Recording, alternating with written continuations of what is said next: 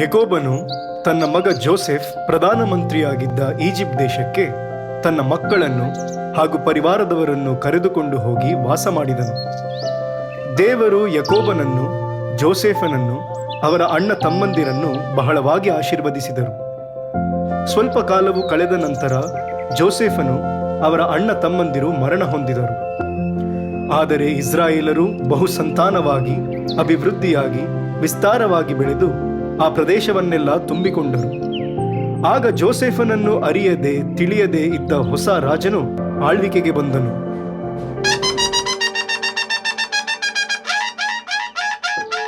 ಈಜಿಪ್ಟಿನ ನ್ಯಾಯಾಧೀಶ, ಸಮಸ್ತ ರಾಜಾದಿರಾಜ, ವೀರ ಭುಜಬಲ ಪ್ರತಾಪ, ಈಜಿಪ್ಟಿನ ರತ್ನ ಸಿಂಹಾಸನದೀಶ್ವರ, ಶ್ರೀ ಶ್ರೀ ಪರೋಹ ಸಾರ್ವಭೌಮ, ಬಹುಪರಾಗ್ ಬಹುಪರಾಗ್ ಬಹುಪರಾಗ್, ಶ್ರೀ ಶ್ರೀ ಪರೋಹ ಚಕ್ರವರ್ತಿಗೆ ಜಯವಾಗಲಿ. ಶ್ರೀ ಶ್ರೀ ಶ್ರೀ ಪರೋಹ ಚಕ್ರವರ್ತಿಗೆ ಜಯವಾಗಲಿ. ಶ್ರೀ ಶ್ರೀ ಶ್ರೀ ಪರೋಹ ರಾಜಾದಿರಾಜರಿಗೆ ಜಯವಾಗಲಿ. ಮಂತ್ರಿಗಳೇ, ಕುಳಿತುಕೊಳ್ಳಿ. ದಿನೇ ದಿನೇ ನಮ್ಮ ಸಾಮ್ರಾಜ್ಯವು ಅಭಿವೃದ್ಧಿಯಾಗಬೇಕು. ಇನ್ನು ಸಿರಿ ಸಂಪತ್ತು ವೈಭವದಿಂದ ಕೂಡಿರಬೇಕೆಂಬುದೇ ನನ್ನ ಮಹದಾಶೆ. ಅದಕ್ಕೆ ತಕ್ಕಂತೆ ನೀವುಗಳು ಇದರ ಅಭಿವೃದ್ಧಿಗೆ ಶ್ರಮಿಸಬೇಕು. ನಮ್ಮ ಶತ್ರುಗಳನ್ನು ಸದೆಬಡಿಯಬೇಕು. ಹೌದು ಹೌದು ಪ್ರಭುಗಳೇ. ಪ್ರಭುಗಳೇ, ಏನು ಮಾಡಬೇಕೆಂದು ನಮಗೆ ತಿಳಿಸಿರಿ. ನಾವು ನಿಮ್ಮ ಮಾತಿನಂತೆ ನಡೆದುಕೊಳ್ಳುತ್ತೇವೆ. ನಾವು ಈಗಲೇ ಎಚ್ಚೆತ್ತುಕೊಳ್ಳಬೇಕು. ಏಕೆಂದರೆ ಇಬ್ರಿಯರು ಹೆಚ್ಚಿನ ಸಂಖ್ಯೆಯಲ್ಲಿದ್ದಾರೆ, ಬಲಡ್ಡರಾಗಿದ್ದಾರೆ. ಅವರು ನಮ್ಮ ಅಧೀನದಲ್ಲಿರಿಸಲು ಕಷ್ಟ ಸಾಧ್ಯ. ಒಂದಲ್ಲ ಒಂದು ದಿನ ಅವರು ನಮ್ಮ ಮೇಲೆ ತಿರುಗಿ ಬೀಳಬಹುದು. ಯುದ್ಧವೇನಾದರೂ ಸಂಭವಿಸಿದರೆ ಅವರು ನಮ್ಮ ಶತ್ರುಗಳೊಂದಿಗೆ ಕೂಡಿಕೊಂಡು ನಮಗೆ ವಿರುದ್ಧವಾಗಿ ಕಾದಾಡಿ ನಾಡನ್ನು ಬಿಟ್ಟು ಪಲಾಯನಗೈಯಬಹುದು. ಆದ್ದರಿಂದ ಅವರು ವೃದ್ಧಿಯಾಗದಂತೆ ನಾವು ಉಪಾಯ ಮಾಡಬೇಕು. ಮಹಾಪ್ರಭುಗಳೇ, ನಿಮ್ಮ ಉಪಾಯವೇನೆಂದು ತಿಳಿಸಿರಿ. ಈಜಿಪ್ಟ್ ದೇಶದ ದೊರೆಗಳು ನಮ್ಮ ರಕ್ಷಕರು ಆಗಿರುವ ನೀವು ಇರುವಾಗ ನಮಗೆ ಯಾವ ಭಯವೂ ಇಲ್ಲ. ನನ್ನ ಜನರೇ, ಇಸ್ರಾಯೇಲರಿಗೆ ಬಹಳವಾಗಿ ಕಿರುಕುಳವನ್ನು ಕೊಡಿ. ಅವರು ಈಜಿಪ್ಟ್ನವರನ್ನು ಕಂಡರೆ ಭಯ ಹುಟ್ಟುವಂತೆ ಮಾಡಿ. ಪ್ರಭುಗಳೇ, ಅವರಿಂದ ಪುಕ್ಕಟೆಯಾಗಿ ಕೆಲಸ ಮಾಡಿಸಬೇಕು. ಅದಕ್ಕೆ ಅವರಿಗೆ ಯಾವ ಬಿಡಿಗಾಸು ಸಿಗಬಾರದು. ನಮ್ಮ ರಾಜ್ಯದ ಎಲ್ಲ ಕಡೆಗಳಲ್ಲಿ ಉಗ್ರಾಣ ಪಟ್ಟಣಗಳನ್ನು ಕಟ್ಟಿಸೋಣ. ಅದಕ್ಕೋಸ್ಕರ ಅಧಿಕಾರಿಗಳನ್ನು ನೇಮಿಸೋಣ. ಮಹಾಪ್ರಭುಗಳೇ, ಅವರಿಂದ ಮಣ್ಣು ಅಗೆಯುವ ಕೆಲಸದಲ್ಲೂ, ಇಟ್ಟಿಗೆ ಸುಡುವ ಕೆಲಸದಲ್ಲೂ, ವ್ಯವಸಾಯದಲ್ಲೂ ಕಠಿಣವಾಗಿ ದುಡಿಸಿಕೊಳ್ಳೋಣ. ಪ್ರತಿಯೊಂದು ಕೆಲಸದಲ್ಲೂ ಜೀವನವೇ ಬೇಡವೆನ್ನುವಷ್ಟು ಕಠೋರವಾಗಿ ನಡೆಸಿಕೊಳ್ಳೋಣ. ಅಷ್ಟೇ ಮಾತ್ರವಲ್ಲ, ಅವರು ಅಭಿವೃದ್ಧಿಯಾಗದಂತೆ ಗಂಡು ಮಕ್ಕಳನ್ನು ಎರದಂತೆ ಮಾಡಬೇಕು. ಯಾರಲ್ಲಿ ಸೇವಕರೇ, ಹೋಗಿ ಇಬ್ರಿಯ ಸೂಲಗಿತ್ತಿಯರನ್ನು ಕರೆತನ್ನಿ. ಮಹಾಪ್ರಭುಗಳೇ, ವಂದನೆಯಾಗಲಿ. ಹಿಬ್ರಿಯ ಸೂಲಗಿತ್ತಿಯರನ್ನು ಕರೆದುಕೊಂಡು ಬಂದಿದ್ದೇವೆ. ನೀವಿಬ್ಬರು ಇಬ್ರಿಯ ಮಹಿಳೆಯರಿಗೆ ಹೆರಿಗೆ ಮಾಡಿಸುವಾಗ ಅವರ ಇರುವ ಮಗು ಗಂಡಾಗಿದ್ದರೆ ಕೊಲ್ಲಬೇಕು, ಹೆಣ್ಣಾಗಿದ್ದರೆ ಮಾತ್ರ ಉಳಿಸಬೇಕು. ನಾನು ಹೇಳಿದಂತೆ ಮಾಡದಿದ್ದರೆ ಕಠಿಣ ಶಿಕ್ಷೆಗೆ ಗುರಿಯಾಗುತ್ತೀರಿ. ಆಗಲಿ ಪ್ರಭುಗಳೇ. ನಾವು ದೇವರಲ್ಲಿ ಭಯಭಕ್ತಿ ಉಳ್ಳವರು. ದೇವರು ನಮಗೆ ಕೊಟ್ಟ ಈ ಕೆಲಸ ಪ್ರಾಣ ಉಳಿಸುವುದೇ ಹೊರತು ತೆಗೆಯುವುದಲ್ಲ. ಹೌದು, ನಾವಿಂಥ ಪಾಪದ ಕೆಲಸ ಮಾಡಬಾರದು. ದೊರೆಗಳು ಕೇಳಿದರೆ ಏನಾದರೂ ಹೇಳಿ ಬಚಾವಾಗಿ ಬಿಡೋಣ. ಈ ಸೂಲಗಿತ್ತಿಯರು ದೈವ ಭಕ್ತರು. ಈಜಿಪ್ಟಿನ ಅರಸ ಹೇಳಿದಂತೆ ಮಾಡದೆ ಗಂಡು ಮಕ್ಕಳನ್ನು ಉಳಿಸಿದ್ದರು. ಅವರಲ್ಲಿ ದೈವಭಕ್ತಿ ಇದ್ದುದರಿಂದ ಅವರ ವಂಶವನ್ನು ದೇವರು ಅಭಿವೃದ್ಧಿಪಡಿಸಿದ್ದರು. ಇತ್ತ ಇಸ್ರಾಯೇಲರ ಜನಸಂಖ್ಯೆಯು ಅಧಿಕವಾಯಿತು. ನೀವು ನನ್ನ ಆಜ್ಞೆಯನ್ನು ಮೀರಿದ್ದು ಏಕೆ? ನನ್ನ ಆಜ್ಞೆ ಮೀರಿದರೆ ದಂಡನೆ ಏನೆಂಬುದು ನಿಮಗೆ ತಿಳಿಯೋದೋ? ಮಹಾಪ್ರಭುಗಳೇ, ನೀವು ಆಜ್ಞಾಪಡಿಸಿದಂತೆ ಹಿಬ್ರಿಯ ಮಹಿಳೆಯರಿಗೆ ಹೆರಿಗೆ ಮಾಡಿಸುವಾಗ ಅವರು ಹೆರುವ ಮಗು ಗಂಡಾಗಿದ್ದರೆ ಕೊಲ್ಲಬೇಕು, ಹೆಣ್ಣಾಗಿದ್ದರೆ ಉಳಿಸಬೇಕು ಎಂದು ಹೇಳಿದ್ದೀರಿ? ಆದರೆ ಮಹಾಪ್ರಭುಗಳೇ, ಹಿಬ್ರಿಯ ಮಹಿಳೆಯರು ಈಜಿಪ್ಟಿನ ಮಹಿಳೆಯರಂತೆ ಅಲ್ಲ, ಗಟ್ಟಿಮುಟ್ಟಾದವರು. ನಾವು ಹತ್ತಿರ ಬರುವುದಕ್ಕೆ ಮುಂಚೆಯೇ ಹೇರುತ್ತಾರೆ. ಅವರು ಹೇರುವ ಮಗು ಗಂಡು ಅಥವಾ ಹೆಣ್ಣು ಎಂಬುದು ನಮಗೆ ತಿಳಿಯುವುದಿಲ್ಲ. ಸರಿ, ಹೊರಡಿ ಇಲ್ಲಿಂದ. ಮಂತ್ರಿಗಳೇ, ಇಬ್ರಿಯರ ಮನೆಗಳಿಗೆ ಸೈನಿಕರನ್ನು ಕಳಿಸಿರಿ. ಅವರು ಇಬ್ರಿಯರ ಎಲ್ಲಾ ಗಂಡು ಕೂಸುಗಳನ್ನು ನೈಲ್ ನದಿಯಲ್ಲಿ ಬಿಸಾಡಬೇಕು. ಹೆಣ್ಣು ಕೂಸುಗಳನ್ನು ಮಾತ್ರ ಉಳಿಸಬೇಕು. ಇದು ನನ್ನ ಆಜ್ಞೆ. ನನ್ನ ಆಜ್ಞೆಯೇ ಶಾಸನ. ಲೇವಿಯ ವಂಶಸ್ಥನಾದ ಒಬ್ಬನು ಲೇವಿಯ ಕುಲದ ಕನ್ಯೆಯನ್ನು ಮದುವೆಯಾದನು. ಆಕೆ ಗರ್ಭಿಣಿಯಾಗಿ ಒಂದು ಗಂಡು ಮಗುವನ್ನು ಹೆತ್ತಳು. ಅದು ಅತಿ ಚೆಲುವಾದ ಕೂಸೆಂದು ತಿಳಿದು 3 ತಿಂಗಳು ಬಚ್ಚಿಟ್ಟಳು. ಆದರೆ ಹೆಚ್ಚು ಕಾಲ ಮರೆಮಾಡಲಾಗಲಿಲ್ಲ. ಎಂತಲೇ ಆಕೆ ಆಪಿನ ಒಂದು ಪೆಟ್ಟಿಗೆಯನ್ನು ತೆಗೆದುಕೊಂಡು ಜೇಡಿ ಮಣ್ಣನ್ನು, ರಾಳವನ್ನು ಅದಕ್ಕೆ ಮೆತ್ತಿ ಮಗುವನ್ನು ಅದರಲ್ಲಿ ಮಲಗಿಸಿ ನೈಲ್ ನದಿಯ ಅಂಚಿನಲ್ಲಿದ್ದ ಜಂಬು ಹುಲ್ಲಿನ ನಡುವೆ ಇಟ್ಟಳು. ಅಷ್ಟರಲ್ಲಿ ಫರೋಹನ ಪುತ್ರಿ ಸ್ನಾನಕ್ಕಾಗಿ ಆ ನದಿಯ ಬಳಿಗೆ ಇಳಿದು ಬಂದಳು.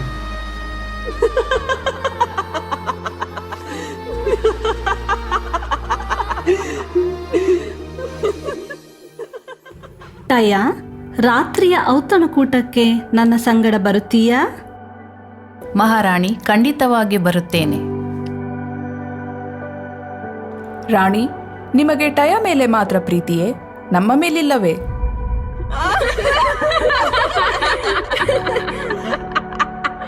ಆಗಲ್ಲ, ನೀವೆಲ್ಲರೂ ಬನ್ನಿ. ಎಲ್ಲರೂ ಆ ಸಂತೋಷದ ಔತಣಕೂಟದಲ್ಲಿ ಭಾಗಿಯಾಗೋಣ. ದಾಸಿ, ಅಲ್ಲಿ ನೋಡು, ಜಂಬು ಹುಲ್ಲಿನ ನಡುವೆ ಪೆಟ್ಟಿಗೆ ಹೊಂದಿದೆ. ಹೋಗು, ಅದನ್ನು ತೆಗೆದುಕೊಂಡು ಬಾ.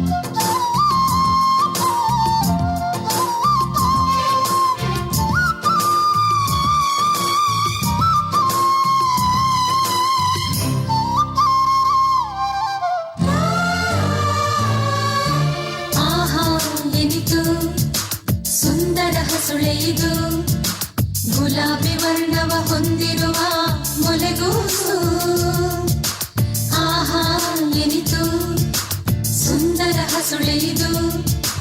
ಗುಲಾಬಿ ವರ್ಣವ ಹೊಂದಿರುವ ಮೊಲೆಗೂಸು, ಪಾರಿವಾಳದ ಕಣ್ಗಳನ್ನು ನೋಡು, ಪಾರಿವಾಳದ ಕಣ್ಗಳನ್ನು ನೋಡು.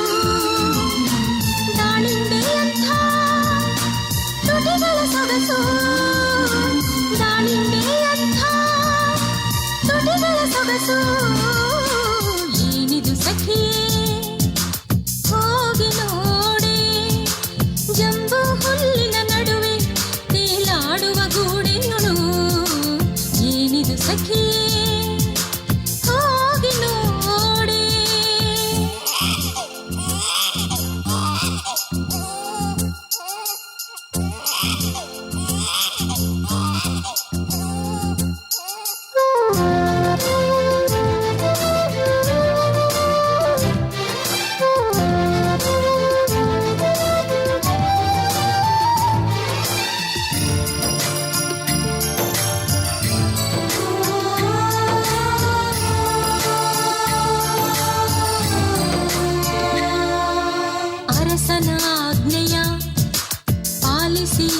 ಜನರು ಹಸುಗೂಸುಗಳನ್ನೆಲ್ಲ ನದಿಗೆ ಎಸೆದಿಹರು. ಅರಸನ ಆಜ್ಞೆಯ ಪಾಲಿಸಿ ಜನರು ಹಸುಗೂಸುಗಳನ್ನೆಲ್ಲ ನದಿಗೆ ಎಸೆದಿಹರು. ಸಾಯಬಿಡಿ ಮುದ್ದು ಕೂಸನು, ಸಾಯಬಿಡಿ ಈ ಮುದ್ದು ಕೂಸನು. ಅಕ್ಕರೆಯಿಂದಲೇ ಪಾಲಿ ಬೆಳೆದನು, ಅಕ್ಕರೆಯಿಂದಲೇ ಪಾಲಿ ಬೆಳೆದನು.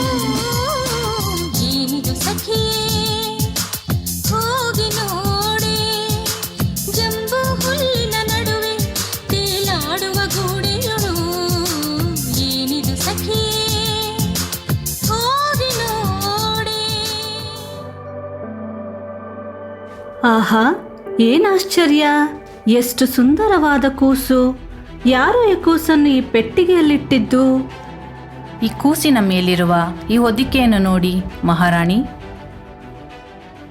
ಈ ಹೊದಿಕೆಯನ್ನು ನೋಡಿದರೆ ಇದು ಹಿಬ್ರಿಯ ಜನಾಂಗದ ಲೇವಿಯ ಮನೆತನದ್ದು ಅಲ್ಲವೇ? ನಿಮ್ಮ ತಂದೆಯಾದ ಫರೋಹ ಅರಸರು ಹಿಬ್ರಿಯ ಗಂಡು ಮಕ್ಕಳನ್ನು ಕೊಲ್ಲಬೇಕೆಂದು ಆಜ್ಞೆ ಮಾಡಿದ್ದಾರಲ್ಲವೇ?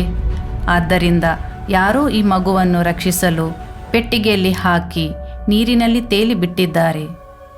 ಅಯ್ಯೋ, ಈ ವಿಷಯ ಅವರಿಗೆ ಗೊತ್ತಾದರೆ? ಇಲ್ಲ ಇಲ್ಲ, ನಾನು ಫರೋಹ ಚಕ್ರವರ್ತಿಯ ಮಗಳು. ಈತ ನನ್ನ ಮಗ.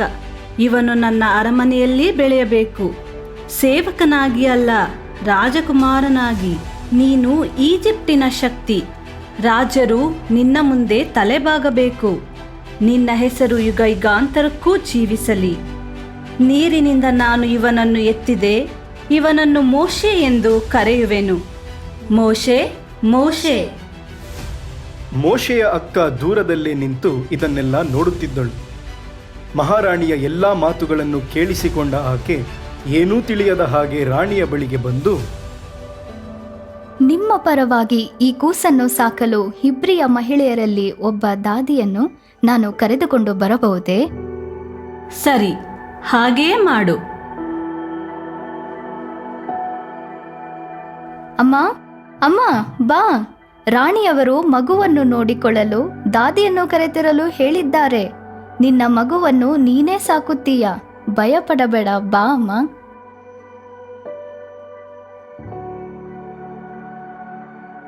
ನೀನು ಈ ಮಗುವನ್ನು ತೆಗೆದುಕೊಂಡು ನನ್ನ ಪರವಾಗಿ ಸಾಕು. ನಾನೇ ನಿನಗೆ ಸಂಬಳವನ್ನು ಕೊಡುತ್ತೇನೆ. ಮಹಾರಾಣಿ, ಈ ಕೂಸಿನ ರಕ್ಷಣಾ ಭಾರವನ್ನು ನಾನು ನೋಡಿಕೊಳ್ಳುತ್ತೇನೆ. ಈ ಕೂಸಿಗೆ ಯಾವ ಕುಂದುಕೊರತೆಗಳು ಬಾರದಂತೆ ನಾನು ನೋಡಿಕೊಳ್ಳುತ್ತೇನೆ. ಅಂತೆಯೇ ಈ ಮಹಿಳೆ ಕೂಸನ್ನು ತೆಗೆದುಕೊಂಡು ಹೋಗಿ ಸಾಕಿದಳು. ಈ ಹುಡುಗ ಬೆಳೆದಾಗ ಅವನನ್ನು ಫರೋಹನ ಪುತ್ರಿಯ ಬಳಿಗೆ ಕರೆದುಕೊಂಡು ಬಂದಳು. ಅವನು ಆಕೆಯ ಮಗನಾದನು. ಮೋಶೆ ದೊಡ್ಡವನಾದ ಮೇಲೆ ಸ್ವಜನರಾದ ಹಿಬ್ರಿಯರ ಮೇಲಿನ ದೌರ್ಜನ್ಯಗಳನ್ನು, ಬಿಟ್ಟಿ ಕೆಲಸಗಳನ್ನು ನೋಡುತ್ತಿದ್ದನು. ಒಮ್ಮೆ ಒಬ್ಬ ಈಜಿಪ್ಟಿನವನು ತನ್ನ ದೇಶೀಯನಾದ ಹಿಬ್ರಿಯನನ್ನು ಹೊಡೆಯುತ್ತಿರುವುದನ್ನು ನೋಡಿ ಸಹಿಸಲಾರದೆ ಈಜಿಪ್ಟಿನವನನ್ನು ಹೊಡೆದು ಕೊಂದು ಅಲ್ಲೇ ಮರಳಿನಲ್ಲಿ ಹೂತು ಹಾಕಿದ್ದನು.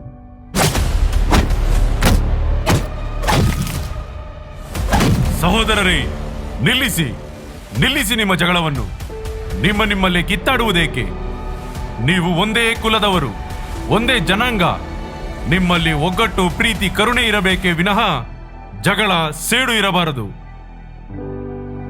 ನಿನ್ನನ್ನು ನಮ್ಮ ಮೇಲೆ ಅಧಿಕಾರಿಯನ್ನಾಗಿ, ನ್ಯಾಯಾಧಿಪತಿಯಾಗಿ ನೇಮಿಸಿದವರು ಯಾರು? ಈಜಿಪ್ಟಿನ ಅಧಿಕಾರಿಯನ್ನು ಕೊಂದು ಹಾಕಿದಂತೆ ನಮ್ಮನ್ನು ಕೊಂದು ಹಾಕಬೇಕೆಂದಿರುವೆಯಾ? ನೀನು ನನ್ನಿಂದ ದೂರವಿರು. ನೀನು ಕೊಲೆಗಡುಕ. ಈ ಮಾತನ್ನು ಕೇಳಿದ್ದೇ ಮೋಶೆ, ನಾನು ಮಾಡಿದ ಕಾರ್ಯ ಬಯಲಾಗಿ ಬಿಟ್ಟಿತಲ್ಲ ಎಂದು ಭಯಭ್ರಾಂತನಾದನು. ನಡೆದ ಸಂಗತಿ ಫರೋಹನಿಗೆ ಮುಟ್ಟಲು ಅವನು ಮೋಶೆಯನ್ನು ಕೊಲ್ಲಿಸಬೇಕೆಂದು ಆಲೋಚಿಸಿದ್ದನು. ಆದುದರಿಂದ ಮೋಶೆ ಈಜಿಪ್ಟಿನಿಂದ ಪಲಾಯನಗೈದು ಮಿದ್ಯಾನ್ ನಾಡನ್ನು ಸೇರಿದ್ದನು. ಒಂದು ದಿನ ಮೋಶೆ ಆ ನಾಡಿನ ಬಾವಿಯೊಂದರ ಒಳಕುಳಿತಿದ್ದನು. ಆಗ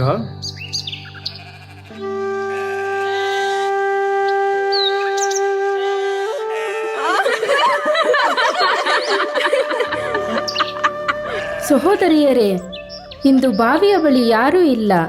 ಬನ್ನಿ, ಮೊದಲು ನೀರು ಸೇದಿ ನಮ್ಮ ಕುರಿಗಳು ನೀರು ಕುಡಿಯುವುದಕ್ಕೆ ಈ ತೊಟ್ಟಿಗಳನ್ನು ತುಂಬೋಣ. ಸಹೋದರಿಯರೇ, ಅಲ್ಲಿ ನೋಡಿ, ನಮಗೆ ತೊಂದರೆ ಕೊಡಲೆಂದೇ ಆ ಕುರುಬರು ಬರುವಂತಿದೆ. ಹೇ ಸುಂದರಿಯೇ, ಹೇಗಿದ್ದೀಯ? ನಿನ್ನ ಸೌಂದರ್ಯದ ಗುಟ್ಟೇನು? ನನ್ನ ಹತ್ತಿರ ಬರಬೇಡ. ನನ್ನನ್ನು ಮುಟ್ಟಲು ನಿನಗೆ ಎಷ್ಟು ಧೈರ್ಯ? ನನ್ನ ತಂದೆ ಯಾರೆಂದು ನಿಮಗೆ ತಿಳಿಯದೋ? ಯಾರು ನಿನ್ನ ತಂದೆ? ಅವನೇನು ರಾಜನೋ ಅಥವಾ ಮಿಥ್ಯಾನ್ನಾಡಿನ ಚಕ್ರವರ್ತಿಯೋ? ಅವರು ಮಿದ್ಯಾನ್ ನಾಡಿನ ಪುರೋಹಿತರು ಎಂಬುದು ನಿನಗೆ ತಿಳಿಯದೋ? ಪೂಜಾರಿಯ ಮಗಳಿಗೆ ಇಷ್ಟು ಸೊಕ್ಕು? ಜರುಗು ಆ ಕಡೆ. ಮೊದಲು ನಮ್ಮ ಕುರಿಗಳು ನೀರು ಕುಡಿಯಬೇಕು, ಆಮೇಲೆ ನಿಮ್ಮ ಕುರಿಗಳಿಗೆ ನೀರು ಕುಡಿಸಿರಿ. ನಿಮ್ಮ ಕುರಿಗಳು ಕುಡಿದು ಬಿಟ್ಟ ಎಂಜಲ ನೀರನ್ನು ನಾವು ನಮ್ಮ ಕುರಿಗಳಿಗೆ ಕುಡಿಸುವುದಿಲ್ಲ. ಹೊರಡಿ ಇಲ್ಲಿಂದ. ಹೊರಡಿ.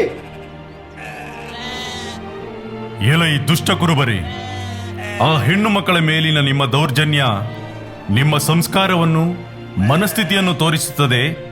ನೀವು ಎಷ್ಟು ಕ್ರೂರಿಗಳು, ಕಟುಕರು ಎಂದು. ಅವರ ಕುರಿಗಳಿಗೆ ನೀರು ಕುಡಿಸಲು ಬಿಡಿ. ಇಲ್ಲವಾದರೆ ನನ್ನ ದಂಡದ ರುಚಿ ತೋರಿಸಬೇಕಾಗುತ್ತದೆ. ಹೌದಾ? ಹೌದು. ಅಯ್ಯೋ ಅಪ್ಪ, ಕಾಪಾಡಿ ಕಾಪಾಡಿ. ಮಹಿಳೆಯರೇ, ಬನ್ನಿ, ನಿಮ್ಮ ಕುರಿಗಳಿಗೆ ನೀರು ಕುಡಿಸಿರಿ.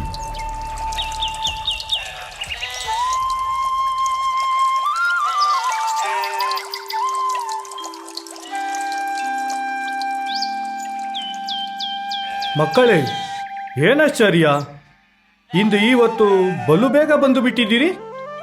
ಏನು ಕಾರಣ? ಈಜಿಪ್ಟಿನಿಂದ ಬಂದ ಒಬ್ಬ ವ್ಯಕ್ತಿ ನಮ್ಮನ್ನು ಆ ಕುರುಬರ ಕಾಟದಿಂದ ತಪ್ಪಿಸಿದ. ಅವರನ್ನು ಹೊಡೆದು ಓಡಿಸಿದ ಮಾತ್ರವಲ್ಲ, ಅವನು ನಮಗಾಗಿ ನೀರು ಸೇದಿ ಕುರಿಗಳಿಗೆ ಕುಡಿಸಿದ. ಈ ಈಜಿಪ್ಟಿನ ವ್ಯಕ್ತಿಗೆ ದೇವರು ಆಶೀರ್ವದಿಸಲಿ. ಸರಿ, ಆ ಮನುಷ್ಯನಲ್ಲಿ ಅವನನ್ನು ಏಕೆ ಬಿಟ್ಟು ಬಂದಿರಿ? ಹೋಗಿ ಅವನನ್ನು ಊಟಕ್ಕೆ ಕರೆದುಕೊಂಡು ಬನ್ನಿ. ಮೋಶೆಯು ರೆಗುವೇಲನ ಸಂಗಡ ವಾಸ ಮಾಡಿದ್ದನು. ಅವನು ತನ್ನ ಮಗಳಾದ ಚಿಪ್ಪೋರಳನ್ನು ಮೋಶೆಗೆ ಮದುವೆ ಮಾಡಿಕೊಟ್ಟನು. ಅವನಿಗೆ ಒಂದು ಗಂಡು ಮಗುವನ್ನು ಹೆತ್ತಳು. ಹೀಗೆ ಬಹಳ ದಿನಗಳು ಕಳೆದ ಮೇಲೆ ಈಜಿಪ್ಟ್ ದೇಶದ ರಾಜನು ಕಾಲವಾದನು. ಇಸ್ರಾಯೇಲರು ಈಜಿಪ್ಟರ ಕ್ರೂರತೆ, ದೌರ್ಜನ್ಯಕ್ಕೆ ನಿಟ್ಟುಸಿರು ಬಿಟ್ಟು ಗೋಳಾಡುತ್ತಿದ್ದರು. ಆ ಗೋಳು ದೇವರಿಗೆ ಮುಟ್ಟಿತು. ದೇವರು ಆ ಜನರ ನರಳಾಟವನ್ನು ಕೇಳಿ ತಾವು ಅಬ್ರಹಾಮ, ಇಸಾಕ, ಯಾಕೋಬರಿಗೆ ಮಾಡಿದ್ದ ವಾಗ್ದಾನವನ್ನು ನೆನಪಿಗೆ ತಂದುಕೊಂಡರು. ಇಸ್ರಾಯೇಲರನ್ನು ನೋಡಿ ಅವರಲ್ಲಿ ಕನಿಕರಗೊಂಡರು. ಹೀಗೆ ಒಂದು ದಿನ ಮೋಶೆ ಮಿದ್ಯಾನರ ಪೂಜಾರಿಯು ತನ್ನ ಮಾವನೂ ಆದ ಇತ್ರೋನನ ಕುರಿಗಳನ್ನು ಮೇಯಿಸುತ್ತಾ ಹೊರೆಬ್ ಎಂಬ ದೇವರ ಬೆಟ್ಟಕ್ಕೆ ಬಂದನು. ಅಲ್ಲಿ ಮುಳ್ಳಿನ ಪೊದೆಯೊಂದರ ಒಳಗೆ ಉರಿಯುವ ಬೆಂಕಿಯಲ್ಲಿ ಸರ್ವೇಶ್ವರನ ದೂತನು ಆತನಿಗೆ ಕಾಣಿಸಿಕೊಂಡರು. ಅಯ್ಯೋ, ಯಾರು ಮುಳ್ಳಿನ ಪೊದೆಗೆ ಬೆಂಕಿ ಹಚ್ಚಿರುವಂತಿದೆ. ಹೋಗಿ ಅದನ್ನು ಆರಿಸಬೇಕು, ಇಲ್ಲವಾದರೆ ಅದು ಎಲ್ಲಾ ಕಡೆಗಳಲ್ಲಿ ಪಸರಿಸಬಹುದು. ಆದರೆ ಈ ಮುಳ್ಳಿನ ಪೊದೆ ಸುಟ್ಟು ಹೋಗದೆ ಇರುವುದಕ್ಕೆ ಕಾರಣವೇನು? ನಾನು ಹತ್ತಿರ ಹೋಗಿ ಪರೀಕ್ಷಿಸುವೆ. ಇದೇನು ಆಶ್ಚರ್ಯ, ನನ್ನ ಕಣ್ಣನ್ನು ನಾನೇ ನಂಬಲಾಗುತ್ತಿಲ್ಲವಲ್ಲ. ನಾನೇನು ಹಗಲುಗನಸು ಕಾಣುತ್ತಿರುವನೇನೋ? ಇಲ್ಲ, ನಾನು ನೋಡುತ್ತಿರುವುದು ಸತ್ಯ. ನನ್ನ ಕಣ್ಣ ಮುಂದೆ ನಡೆಯುತ್ತಿರುವುದು ನಿಜ. ಮೋಶೆ, ಮೋಶೆ, ಈಗೋ ಇದ್ದೇನೆ. ಹತ್ತಿರ ಬರಬೇಡ. ನಿನ್ನ ಕಾಲಿನ ಕೆಳಗಳನ್ನು ತೆಗೆದುಹಾಕು, ಏಕೆಂದರೆ ನೀನು ನಿಂತಿರುವ ಸ್ಥಳ ಪವಿತ್ರ ಭೂಮಿ. ನಾನು ನಿನ್ನ ತಂದೆಯ ದೇವರು, ಅಬ್ರಹಾಮನ ದೇವರು, ಇಸಾಕನ ದೇವರು, ಯಾಕೋಬನ ದೇವರು. ಈಜಿಪ್ಟಿನಲ್ಲಿರುವ ನನ್ನ ಜನರ ದುರಾವಸ್ಥೆಯನ್ನು ನಾನು ಕಣ್ಣಾರೆ ನೋಡಿದ್ದೇನೆ. ಇಸ್ರಾಯೇಲರ ಮೊರೆ ನನಗೆ ಮುಟ್ಟಿದೆ. ಈಜಿಪ್ಟಿನವರು ಕೊಡುತ್ತಿರುವ ಉಪದ್ರವವನ್ನು ನಾನು ನೋಡಿದ್ದೇನೆ. ಆದ್ದರಿಂದ ಹೋಗು, ನನ್ನ ಜನರಾಗಿರುವ ಇಸ್ರಾಯೇಲರನ್ನು ಈಜಿಪ್ಟ್ ದೇಶದಿಂದ ಹೊರತರುವುದಕ್ಕಾಗಿ ನಿನ್ನನ್ನು ಫರೋಹನ ಬಳಿಗೆ ಕಳುಹಿಸುತ್ತಿದ್ದೇನೆ. ಫರೋಹನ ಸನ್ನಿಧಾನಕ್ಕೆ ಹೋಗುವುದಕ್ಕಾಗಲಿ ಇಸ್ರಾಯೇಲರನ್ನು ಈಜಿಪ್ಟಿನಿಂದ ಕರೆದುಕೊಂಡು ಬರುವುದಕ್ಕಾಗಲಿ ನನ್ನಿಂದ ಸಾಧ್ಯವೇ? ಅಯ್ಯೋ ನನ್ನ ದೇವರೇ, ಇದು ನನ್ನಿಂದ ಸಾಧ್ಯವೇ? ನಾನೇ ನಿನ್ನ ಸಂಗಡ ಇರುವೆನು. ನೀನು ನನ್ನ ಜನರನ್ನು ಈಜಿಪ್ಟ್ ದೇಶದಿಂದ ಹೊರಗೆ ತಂದಾಗ ನೀವು ಆ ಬೆಟ್ಟದಲ್ಲೇ ದೇವರನ್ನು ಆರಾಧಿಸುವಿರಿ. ನಿನ್ನನ್ನು ಕಳುಹಿಸಿದವನು ನಾನೇ ಎಂಬುದಕ್ಕೆ ಇದೇ ನಿನಗೆ ಗುರುತಾಗಿ ಇರುವುದು.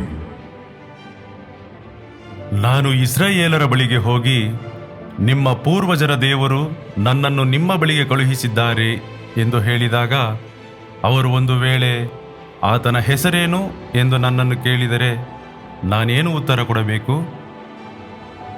ಇರುವವನಾಗಿ ಇರುವಾತನು ನಾನೇ.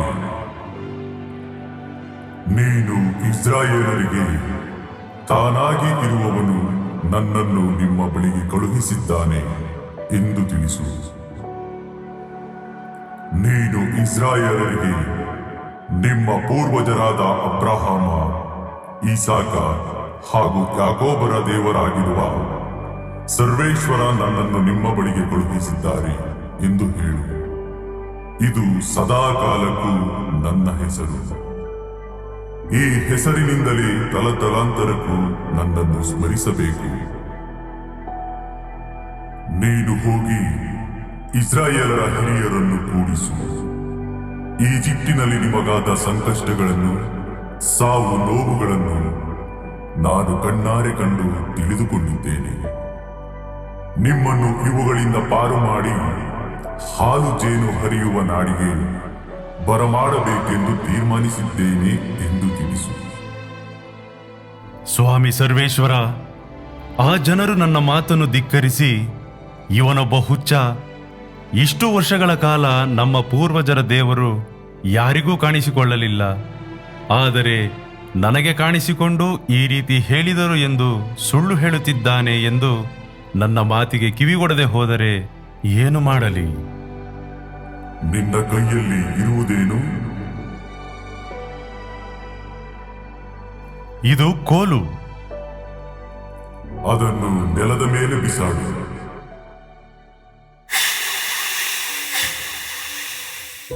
ಅಯ್ಯೋ ಸರ್ವೇಶ್ವರ, ನನ್ನ ಕೋಲು ಹಾವಾಯಿತು. ಇದು ಹೇಗೆ ಸಾಧ್ಯ? ಕೈ ಚಾಚಿ ಅದರ ಬಾಲವನ್ನು ಹಿಡಿ. ಇದರಿಂದ ಆ ಜನರು ತಮ್ಮ ಪೂರ್ವಜರಾದ ಅಬ್ರಹಾಮ, ಈಸಾಕ ಹಾಗೂ ಯಾಕೋಬರ ದೇವರಾಗಿರುವ ಸರ್ವೇಶ್ವರ ನಿನಗೆ ಕಾಣಿಸಿದ್ದು ನಿಜ ಎಂಬುದನ್ನು ನಂಬುವರು.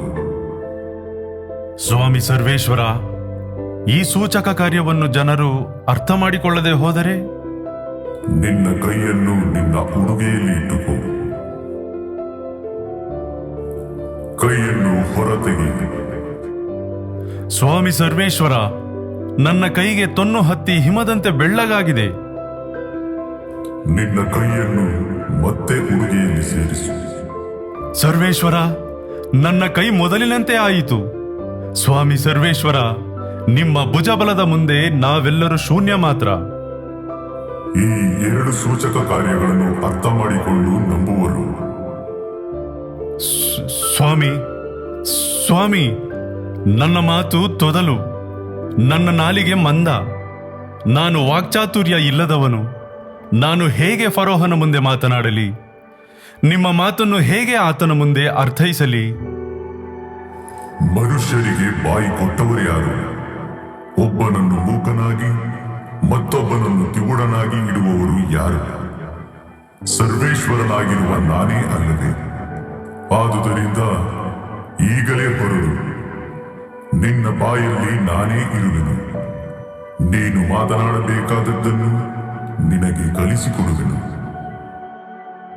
ಸ್ವಾಮಿ, ಈ ಕಾರ್ಯಕ್ಕೆ ತಾವು ಬೇರೆ ಒಬ್ಬರನ್ನು ನೇಮಿಸಬೇಕು. ಇದು ನನ್ನಿಂದ ಅಸಾಧ್ಯ. ಲೇವಿಯನಾದ ಆರೋನನು ನಿನ್ನ ಅಣ್ಣನಲ್ಲವೇ? ಅವನು ಚೆನ್ನಾಗಿ ಮಾತನಾಡಬಲ್ಲನೆಂದು ನನಗೆ ಗೊತ್ತಿದೆ. ಇಗೋ, ಅವನೇ ನಿನ್ನನ್ನು ಭೇಟಿಯಾಗಲು ಬರುತ್ತಿದ್ದಾನೆ. ನೀನು ಅವನ ಸಂಗಡ ಮಾತನಾಡಿ ಹೇಳಬೇಕಾದ ವಿಷಯಗಳನ್ನು ತಿಳಿಸು. ನಾನು ನಿನಗೂ ಅವನಿಗೂ ಹೇಗೆ ಮಾತನಾಡಬೇಕೆಂದು ತಿಳಿಸಿ ನೀವು ಮಾತನಾಡಬೇಕಾದದ್ದನ್ನು ಕಲಿಸುವೆನು. ನಿನ್ನ ಪರವಾಗಿ ಅವನು ಮಾತನಾಡಿ ನಿನ್ನ ಬಾಯಿಯಂತಿರುವನು. ಇದಾದ ಮೇಲೆ ಮೋಶೆಯು ತನ್ನ ಮಾವನಾದ ಇತ್ತೋವನ ಬಳಿಗೆ ಹೋಗಿ ತಾನು ಈಜಿಪ್ಟಿಗೆ ಮರಳುತ್ತಿದ್ದೇನೆಂದು ಈಜಿಪ್ಟಿನಲ್ಲಿರುವ ತನ್ನ ಸ್ವಜನರ ಬಳಿಗೆ ಹೋಗಿ ಅವರ ಯೋಗಕ್ಷೇಮವನ್ನು ವಿಚಾರಿಸಿಕೊಂಡು ಬರುತ್ತೇನೆಂದು ಹೇಳಿ ತನ್ನ ಮಡದಿ ಮಕ್ಕಳನ್ನು ಹೇಸರಗತ್ತೆಯ ಮೇಲೆ ಏರಿಸಿಕೊಂಡು ಈಜಿಪ್ಟಿಗೆ ಹೊರಟನು. ದೇವದಂಡ ಅವನ ಕೈಯಲ್ಲಿತ್ತು. ಸರ್ವೇಶ್ವರನ ಆಜ್ಞೆಯಂತೆ ಆರೋನನು ಮೋಶೆಯನ್ನು ಭೇಟಿಯಾದನು. ಮೋಶೆಯು ಸರ್ವೇಶ್ವರ ಸ್ವಾಮಿ ತನ್ನನ್ನು ಕಳುಹಿಸುವಾಗ ಯಾವ ಮಾತುಗಳನ್ನು ಹೇಳಿದರೋ, ಏನೇನು ಸೂಚಕ ಕಾರ್ಯಗಳನ್ನು ಮಾಡಬೇಕೆಂದು ಆಜ್ಞಾಪಿಸಿದರೋ ಅವುಗಳನ್ನು ಆರೋನನಿಗೆ ತಿಳಿಸಿದರು. ತರುವಾಯ ಅವರಿಬ್ಬರು ಇಸ್ರಾಯೇಲರ ಹಿರಿಯರನ್ನು ಒಂದುಗೂಡಿಸಿದರು. ಸರ್ವೇಶ್ವರ ಸ್ವಾಮಿ ಹೇಳಿದ ಮಾತುಗಳು ಸೂಚಕ ಕಾರ್ಯಗಳನ್ನು ಮಾಡಿದರು. ಇದನ್ನೆಲ್ಲ ನೋಡಿದ ಜನರು ಸರ್ವೇಶ್ವರ ಸ್ವಾಮಿಗೆ ತಲೆಬಾಗಿ ಆರಾಧಿಸಿದರು. ನಂತರ ಮೋಶೆ ಮತ್ತು ಆರೋನರು ಫರೋಹ ರಾಜನ ಬಳಿಗೆ ಬರುತ್ತಾರೆ. ರಾಜ ಪರಮೇಶ್ವರ, ನೀವು ಈ ರಾಜ್ಯದ ಜನತೆಯ ತಂದೆ ತಾಯಿಯಾಗಿದ್ದೀರಿ. ದುಷ್ಟ ಶಿಕ್ಷೆ, ಶಿಷ್ಟ ರಕ್ಷೆಯನ್ನು ನಿಮ್ಮ ಗುರಿಯಾಗಿಸಿಕೊಂಡಿದ್ದೀರಿ. ನಿಮ್ಮ ಪರಿಶ್ರಮದಿಂದ ಪ್ರಜೆಗಳು ಸುಖ ಶಾಂತಿಯಿಂದ ನೆಮ್ಮದಿಯಿಂದ ಇರುವರು.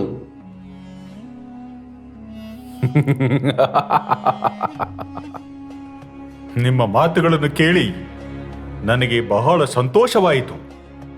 ಚಕ್ರವರ್ತಿಗಳೇ, ರಾಜತಾಂತ್ರಿಕರು, ಬೇರೆ ಸಾಮ್ರಾಜ್ಯದ ಮುಖ್ಯಸ್ಥರು ನಿಮಗೋಸ್ಕರ ಉಡುಗೊರೆಗಳನ್ನು ತಂದಿರುತ್ತಾರೆ. ತಾವು ಅವುಗಳನ್ನು ಸ್ವೀಕರಿಸಬೇಕಾಗಿ ಅವರ ಪ್ರಾರ್ಥನೆ. ಏಷ್ಯಾ ಖಂಡದ ರಾಜ್ಯ ಮಂತ್ರಿಯಿಂದ ರೇಷ್ಮೆ ನೂಲಿನ ಮೇಲುದಿಕೆ ನಿಮಗೋಸ್ಕರ. ತುಂಬಾ ಸುಂದರವಾಗಿದೆ. ಟೈರ್ ದೇಶದ ರಾಜಭಾರಿಯೇ, ಮುಂದೆ ಬನ್ನಿ. ನಿಮ್ಮ ಉಡುಗೊರೆಯನ್ನು ಫರೋಹ ಚಕ್ರವರ್ತಿಗೆ ಸಮರ್ಪಿಸಿ. ನೀವು ಯಾವ ಸಾಮ್ರಾಜ್ಯದ ರಾಯಭಾರಿ? ನಾನು ದೇವಾದಿದೇವರ ಇರುವವನಾಗಿ ಇರುವಾತನ ಸೇವಕ. ಯಾವ ಉಡುಗೊರೆಯನ್ನು ತಂದಿರುವೆ? ನಾವು ದೇವರ ವಾಕ್ಯವನ್ನು ತಂದಿದ್ದೇವೆ. ಯಾವ ದೇವರು? ನಿನ್ನ ದೇವರ ವಾಕ್ಯವೇನು? ಇಸ್ರಾಯೇಲರ ದೇವರಾದ ಸರ್ವೇಶ್ವರನ ಮಾತುಗಳಿವು. ನನ್ನ ಜನರು ಮರುಭೂಮಿಯಲ್ಲಿ ನನ್ನ ಗೌರವಾರ್ಥ ಬಲಿಯರ್ಪಣೆ ನೀಡಬೇಕಾಗಿದೆ. ಅದಕ್ಕೆ ಅವರಿಗೆ ಅಪ್ಪಣೆ ಕೊಡಬೇಕು. ನಾವು 3 ದಿನಗಳು ದೂರ ಹೋಗಿ ನಮ್ಮ ದೇವರಾದ ಸರ್ವೇಶ್ವರನಿಗೆ ಬಲಿಯರ್ಪಿಸಿ ಬರುತ್ತೇವೆ. ಹಾಗೆ ಮಾಡದೆ ಹೋದರೆ ಅವರು ನಮ್ಮ ವ್ಯಾಧಿಯಿಂದಲೋ ಕತ್ತಿಯಿಂದಲೋ ಸಂಹಾರ ಮಾಡುವರು. ಸರ್ವೇಶ್ವರ ಎಂಬವರು ಯಾರು?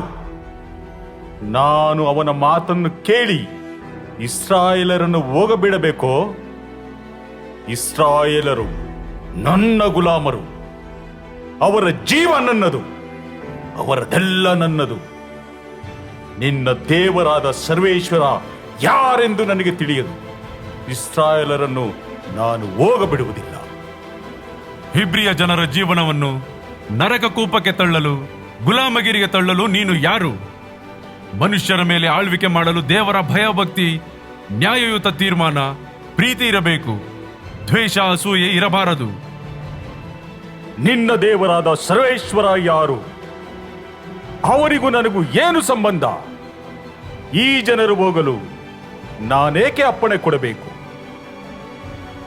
ಆರೋನ್, ಫರೋಹ ಅವನ ಪರಿವಾರದ ಮುಂದೆ ನನ್ನ ದಂಡವನ್ನು ನೆಲದ ಮೇಲೆ ಬಿಸಾಡು. ಈತನು ನಮ್ಮ ದೇವರ ಭುಜಬಲವನ್ನು ಸ್ವತಃ ನೋಡಲಿ. ಇದರ ಮೂಲಕ ನಿನಗೆ ತಿಳಿಯಲಿ ನನ್ನ ದೇವರು ಸರ್ವಶಕ್ತರು ಎಂದು.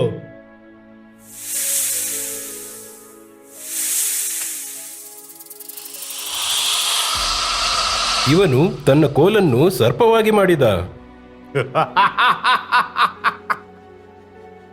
ಈ ಕಳಪೆ ಜಾದು ನಿಮ್ಮ ದೇವರಾದ ಸರ್ವೇಶ್ವರನ ಶಕ್ತಿಯೋ? ಜಾನಿಸ್, ಮುಂದೆ ಬಾ, ತೋರಿಸು ನಿನ್ನ ಶಕ್ತಿಯನ್ನು. ಈಗ ನೋಡು ನಿನ್ನ ಮಂತ್ರವಾದಿಯ ಸರ್ಪದ ಗತಿ. ಓ, ಅಲ್ಲಿ ನೋಡಿ, ಮೋಶೆಯ ಕೋಲು ಆ 2 ಸರ್ಪಗಳನ್ನು ನುಂಗಿಬಿಟ್ಟಿತು.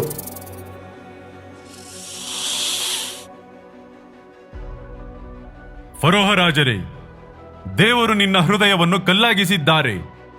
ನೀನು ನನ್ನ ದೇವರಾದ ಸರ್ವೇಶ್ವರನ ಮಾತಿಗೆ ತಲೆಬಾಗು. ಈ ನನ್ನ ಸಾಮ್ರಾಜ್ಯದಲ್ಲಿ ಬಹಳಷ್ಟು ಮಾಟ ಮಂತ್ರ ಜಾದುಗಾರರು ಇದ್ದಾರೆ ಈ ಕೋಲನ್ನು ಸರ್ಪ ಮಾಡಲು. ಎಲೆ ಮೋಶೆ ಆರೋನನೇ, ನೀವು ಮಾಡುತ್ತಾ ಇರುವುದೇನು? ಇಬ್ರಿಯ ಜನರನ್ನು, ಅವರ ಕೆಲಸವನ್ನು ಹಾಳು ಮಾಡುತ್ತಿರುವಿರಿ. ಅವರನ್ನು ನನ್ನ ಮೇಲೆ ಎತ್ತಿ ಕಟ್ಟಲು ಪ್ರಯತ್ನ ಮಾಡುತ್ತಿರುವೆಂದು ನನಗೆ ಗೊತ್ತು. ಮೊದಲು ಇಲ್ಲಿಂದ ಹೊರಡಿ. ಸೈನಿಕರೇ, ಕೆಲಸದ ಮೇಲ್ವಿಚಾರಕರನ್ನು ಕರೆಸಿರಿ.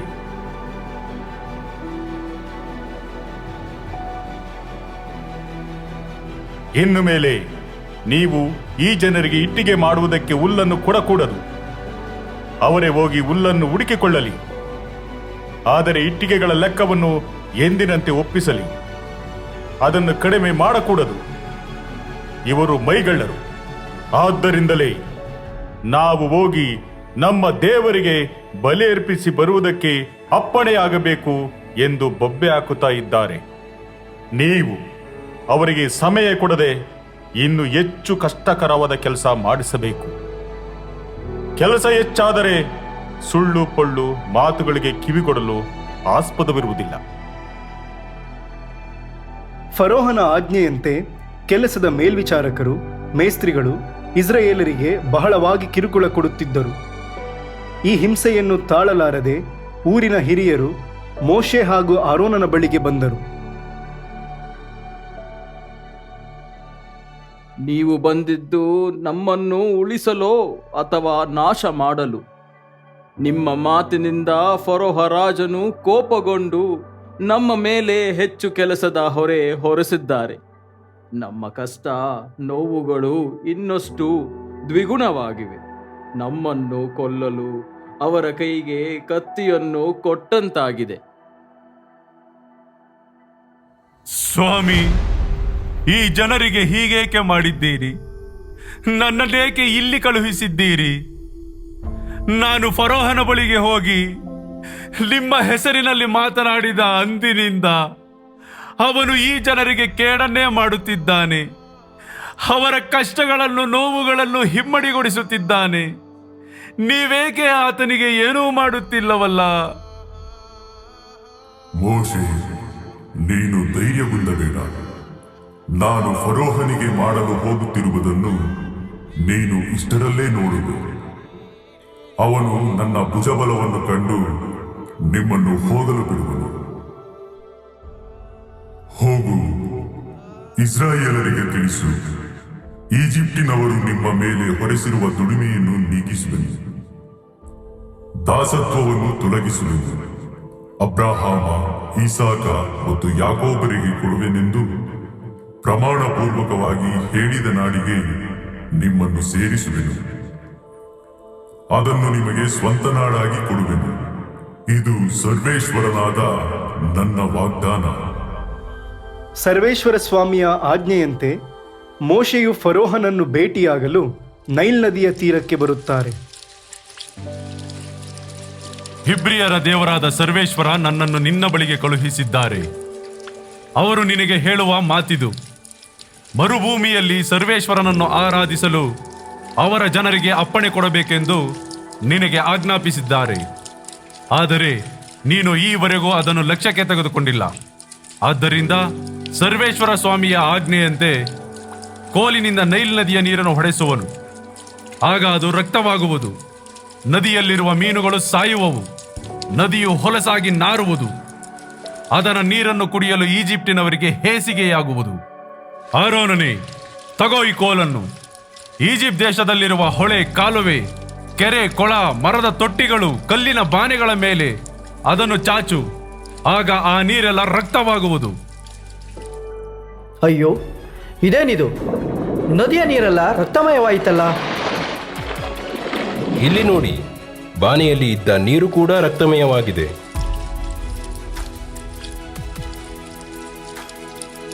ನನ್ನ ಆಸ್ಥಾನದ ಮಾಟಗಾರರು ಕೂಡ ಈ ನೀರನ್ನು ರಕ್ತವಾಗಿ ಮಾರ್ಪಡಿಸಲು ಶಕ್ತರಾಗಿದ್ದಾರೆ. ಸರ್ವೇಶ್ವರ ಮೊದಲೇ ತಿಳಿಸಿದಂತೆ ಅವನು ಮೋಶೆ ಮತ್ತು ಆರೋನರ ಮಾತನ್ನು ಕೇಳದೆ ಹೋದನು. ಈ ಸೂಚಕ ಕಾರ್ಯವನ್ನು ಕೂಡ ಗಣನೆಗೆ ತೆಗೆದುಕೊಳ್ಳದೆ ಫರೋಹನು ತನ್ನ ಅರಮನೆಗೆ ಹಿಂದಿರುಗಿದನು. ಈಜಿಪ್ಟಿನ ಜನರು ಆ ನದಿಯ ನೀರನ್ನು ಕುಡಿಯಲಾಗದೆ ಕುಡಿಯುವ ನೀರಿಗಾಗಿ ಅದರ ಸುತ್ತ ಅಗೆದರು. ಸರ್ವೇಶ್ವರ ನೈಲ್ ನದಿಯನ್ನು ಹೊಡೆದು 7 ದಿನಗಳು ಕಳೆದವು. ಫರೋಹ ರಾಜರೇ, ಸರ್ವೇಶ್ವರರನ್ನು ಆರಾಧಿಸಲು ಜನರಿಗೆ ಅಪ್ಪಣೆ ಕೊಡು.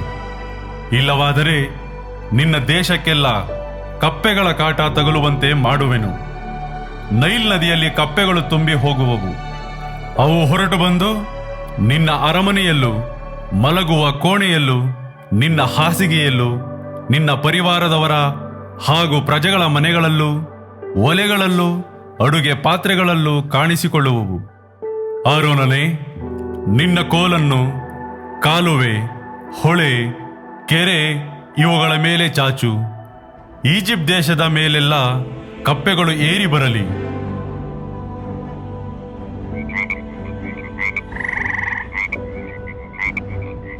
ಅಪ್ಪ ಅಪ್ಪ, ಎಲ್ಲಿ ನೋಡಿದರೂ ಕಪ್ಪೆಗಳೇ ಇವೆ. ಊಟ ಮಾಡುವ ತಟ್ಟೆಯಲ್ಲಿ, ಮಲಗುವ ಹಾಸಿಗೆಯಲ್ಲಿ, ಕುಡಿಯುವ ನೀರಿನಲ್ಲೂ ಕೂಡ. ನೀವೇ ಏನಾದರೂ ಮಾಡಿ ಈ ಕಪ್ಪೆಗಳನ್ನು ಹೋಗಲಾಡಿಸಿ. ಸೈನಿಕರೇ, ಕೂಡಲೇ ಹೊರಟು ಮೋಶೆ ಮತ್ತು ಆರೋನನನ್ನು ಕರೆತನ್ನಿ. ನೀವು ನಿಮ್ಮ ದೇವರಿಗೆ ಪ್ರಾರ್ಥನೆ ಮಾಡಿ ಈ ಕಪ್ಪೆಗಳನ್ನು ನನ್ನ ಬಳಿಯಿಂದಲೋ ನನ್ನ ಪ್ರಜೆಗಳ ಬಳಿಯಿಂದಲೋ ತೊಲಗಿಸಿರಿ. ಈ ಪಿಡುಗು ನಮ್ಮಿಂದ ದೂರವಾದರೆ ನೀವು ನಿಮ್ಮ ಜನರು ಬಲಿ ಅರ್ಪಿಸಲು ಹೊರಡುವುದಕ್ಕೆ ಅನುಮತಿ ಕೊಡುತ್ತೇನೆ. ಈ ಕಪ್ಪೆಗಳು ತಮ್ಮ ಬಳಿಯಿಂದಲೂ ತಮ್ಮ ಮನೆಮಾರುಗಳಿಂದಲೂ ತೊಲಗಿ ಹೋಗಿ ನದಿಯಲ್ಲಿ ಮಾತ್ರ ಉಳಿಯುವಂತೆ ನಾವು ಯಾವಾಗ ತಮ್ಮ ಪರವಾಗಿ, ತಮ್ಮ ಪ್ರಜಾಪರಿವಾರದ ಪರವಾಗಿ ಪ್ರಾರ್ಥನೆ ಮಾಡಬೇಕು? ತಮ್ಮ ಘನಚಿತ್ತಕ್ಕೆ ಅನುಸಾರವಾಗಿ ಒಂದು ಸಮಯವನ್ನು ಗೊತ್ತು ಮಾಡಿರಿ. ಏಕೆಂದರೆ ನೀವು ಮಾತಿನ ಮೇಲೆ ನಿಲ್ಲುವವರಲ್ಲ. ನಾಳೆ ಆಗಲಿ. ಸರಿ, ನಿಮ್ಮ ಮಾತಿನಂತೆ ನಡೆಯುವುದು. ಇದರಿಂದ ನೀವು ತಿಳಿಯಬೇಕು, ನಮ್ಮ ದೇವರಾದ ಸರ್ವೇಶ್ವರನಿಗೆ ಸಮಾನರು ಯಾರೂ ಇಲ್ಲವೆಂದು. ಮೋಶೆ ಮತ್ತು ಆರೋನರು ಹೊರಟು ಫರೋಹನ ಮೇಲೆ ಬರಮಾಡಿದ್ದ ಕಪ್ಪೆಗಳ ಕಾಟವನ್ನು ತೊಲಗಿಸಬೇಕೆಂದು ಸರ್ವೇಶ್ವರನಲ್ಲಿ ಪ್ರಾರ್ಥನೆ ಮಾಡಿದರು. ಅವರ ಪ್ರಾರ್ಥನೆಯ ಪ್ರಕಾರವೇ ಮನೆಗಳಲ್ಲೂ, ಅಂಗಳಗಳಲ್ಲೂ, ಹೊಲ ಗದ್ದೆಗಳಲ್ಲೂ ಇದ್ದ ಕಪ್ಪೆಗಳು ಸತ್ತು ಹೋದವು. ಅದನ್ನು ರಾಶಿ ರಾಶಿಯಾಗಿ ಜನರು ಕೂಡಿಸಲು ದೇಶವೆಲ್ಲ ದುರ್ವಾಸನೆಯಿಂದ ತುಂಬಿ ಹೋಯಿತು. ಫರೋಹನು ತನ್ನ ಹೃದಯವನ್ನು ಮೊಂಡಾಗಿಸಿಕೊಂಡನು. ಸರ್ವೇಶ್ವರ ಮುಂತಿಳಿಸಿದಂತೆಯೇ ಅವನು ಅವರ ಮಾತನ್ನು ಕೇಳದೆ ಹೋದನು. ಫರೋಹ ಚಕ್ರವರ್ತಿಗಳೇ, ಮೋಶೆ ತನ್ನ ಕೋಲನ್ನು ಚಾಚಿ ನೆಲದ ಧೂಳಿಗೆ ಹೊಡೆಯಲು ಹೇನುಗಳಾದವು. ಅವುಗಳ ಕಾಟ ತಪ್ಪಿದ ಮೇಲೆ ನೊಣಗಳ ಕಾಟ ಶುರುವಾಗಿದೆ. ಈ ಈಜಿಪ್ಟ್ ದೇಶಗಳೆಲ್ಲ ಬಹಳವಾಗಿ ತುಂಬಿಕೊಂಡಿವೆ. ಅವುಗಳಿಂದ ದೇಶ ಹಾಳಾಗುತ್ತಿದೆ. ಫರೋಹ ಚಕ್ರವರ್ತಿಯೇ, ನಮ್ಮ ದನ ಕರುಗಳಿಗೆ, ಕತ್ತೆ ಕುದುರೆಗಳಿಗೆ, ಕುರಿ ಆಡುಗಳಿಗೆ ರೋಗವೊಂದು ಅಪ್ಪಳಿಸಿದೆ. ನಮ್ಮ ಪ್ರಾಣಿಗಳು ಈ ರೋಗದಿಂದ ನರಳಾಡುತ್ತಿವೆ. ಕೆಲವು ಸತ್ತೇ ಹೋಗಿವೆ. ಆದರೆ ಇಸ್ರಾಯೇಲರ ಪಶು ಪ್ರಾಣಿಗಳಲ್ಲಿ ಒಂದೂ ಸಾಯಲಿಲ್ಲ. ನಾನೇ ಖುದ್ದಾಗಿ ಹೋಗಿ ಪರಿಶೀಲಿಸಿ ಬಂದಿದ್ದೇನೆ. ಚಕ್ರವರ್ತಿಗಳೇ, ನಮ್ಮ ದೇಶಕ್ಕೆ ಒಂದಾದ ಮೇಲೆ ಒಂದಂತೆ ಪಿಡುಗುಗಳು, ಸಾವು ನೋವುಗಳು ಸಂಭವಿಸುತ್ತಲೇ ಇವೆ. ನಮ್ಮ ಮಂತ್ರವಾದಿಗಳು, ಮಾಟಗಾರರು, ಮೋಶೆ ಆರೋನರು ತರುತ್ತಿರುವ ಈ ಪಿಡುಗುಗಳ ವಿರುದ್ಧ ಏನೂ ಮಾಡಲು ಸಾಧ್ಯವಿಲ್ಲದೆ ವಿಲವಿಲನೆ ಒದ್ದಾಡುತ್ತಿದ್ದಾರೆ. ಪ್ರಭುಗಳೇ, ಈ ಎಲ್ಲ ಕಾರ್ಯಗಳನ್ನು ನೋಡುತ್ತಿದ್ದರೆ ಹಿಬ್ರಿಯರ ದೇವರಾದ ಸರ್ವೇಶ್ವರನೇ ಈ ಕಾರ್ಯಗಳನ್ನು ಮಾಡುತ್ತಿದ್ದಾರೆ ಎನಿಸುತ್ತಿದೆ. ಸಾಕು, ನಿಲ್ಲಿಸಿ ನಿಮ್ಮ ತುತ್ತೂರಿಯನ್ನು. ಆ ಕುರುಬನ ದೇವರು ನಮ್ಮ ಈಜಿಪ್ಟಿನ ದೇವರುಗಳಿಂತ ದೊಡ್ಡವನೇ? ಇವೆಲ್ಲ ಅವರ ಮಾಂತ್ರಿಕ ವಿದ್ಯೆಗಳು. ಕ್ಷಣಿಕ ಮಾತ್ರ. ಕ್ರಮೇಣ ಅವುಗಳ ಶಕ್ತಿ ಕಡಿಮೆಯಾಗಬಹುದು. ಫರೋಹ ರಾಜನೇ, ಹಿಬ್ರಿಯರ ದೇವರಾದ ಸರ್ವೇಶ್ವರ ನಿನಗೆ ಮಾಡುವ ಆಜ್ಞೆ ಇದು. ಅವರನ್ನು ಆರಾಧಿಸಲು ಅವರ ಜನರಿಗೆ ಅಪ್ಪಣೆ ಕೊಡಬೇಕು. ಇಲ್ಲವಾದರೆ ಈ ಸಾರಿ ವಿಧಿಸುವ ಈ ಬಾಧೆಗಳನ್ನು ನಿನ್ನ ಪ್ರಜೆಗಳಿಗೆ, ಪರಿವಾರದವರಿಗೆ ಮಾತ್ರವಲ್ಲ ನಿನಗೂ ತಗುಲುವುದು. ಇದರಿಂದ ಇಡೀ ಲೋಕದಲ್ಲಿ ಸರ್ವೇಶ್ವರ ಸ್ವಾಮಿಗೆ ಸಮಾನರು ಬೇರೆ ಯಾರೂ ಇಲ್ಲವೆಂದು ನೀನು ತಿಳಿದುಕೊಳ್ಳುವೆ. ದೇವರು ಕೈಯೆತ್ತಿ ನಿನ್ನನ್ನು, ನಿನ್ನ ಪ್ರಜೆಗಳನ್ನು ಅಂಟುರೋಗದಿಂದ ಸಾಯಿಸಬಹುದಾಗಿತ್ತು. ಆಗ ನೀನು ಈವರೆಗೆ ಭೂಮಿಯಲ್ಲಿ ಇರದಂತೆ ನಿರ್ಮೂಲವಾಗುತ್ತಿದ್ದೆ. ಆದರೆ ದೇವರು ನಿನ್ನಲ್ಲಿ ಅವರ ಶಕ್ತಿಯನ್ನು ತೋರಿಸಿ ಅವರ ಹೆಸರನ್ನು ಈ ಲೋಕದಲ್ಲೆಲ್ಲ ಪ್ರಸಿದ್ಧಿಪಡಿಸಬೇಕೆಂಬ ಉದ್ದೇಶದಿಂದಲೇ ನಿನ್ನನ್ನು ಸಾಯಿಸದೆ ಉಳಿಸಿದ್ದಾರೆ. ನೋಡು, ದೇವರ ಆಜ್ಞೆಯಂತೆ ನಾಳೆ ಇಷ್ಟು ಹೊತ್ತಿಗೆ ವಿಪರೀತವಾದ ಆನೆಕಲ್ಲಿನ ಮಳೆ ಬೀಳುವಂತೆ ಮಾಡುವರು.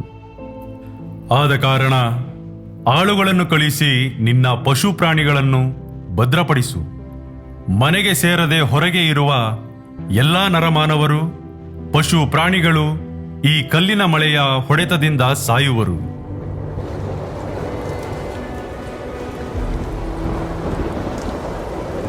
ಏನಯ್ಯ, ಆ ಮೋಶೆ ಹೇಳಿದಂತೆ ಮೇಲು ಹೊರಗೆ ಹೋಗಿದ್ದ ಎಲ್ಲ ಪ್ರಾಣಿ ಪಕ್ಷಿಗಳು ಆ ಕಲ್ಲಿನ ಮಳೆಯ ಹೊಡೆತಕ್ಕೆ ಸತ್ತು ಹೋಗಿದೆ.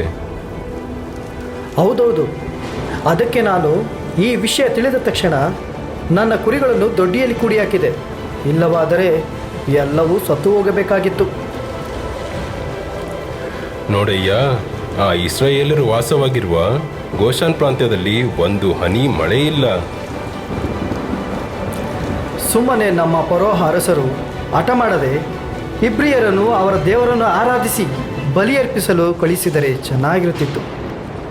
ಇತ್ತ ಫರೋಹನು ಮೋಶೆ ಆರೋನರನ್ನು ಆಸ್ಥಾನಕ್ಕೆ ಕರೆಸಿದ್ದನು.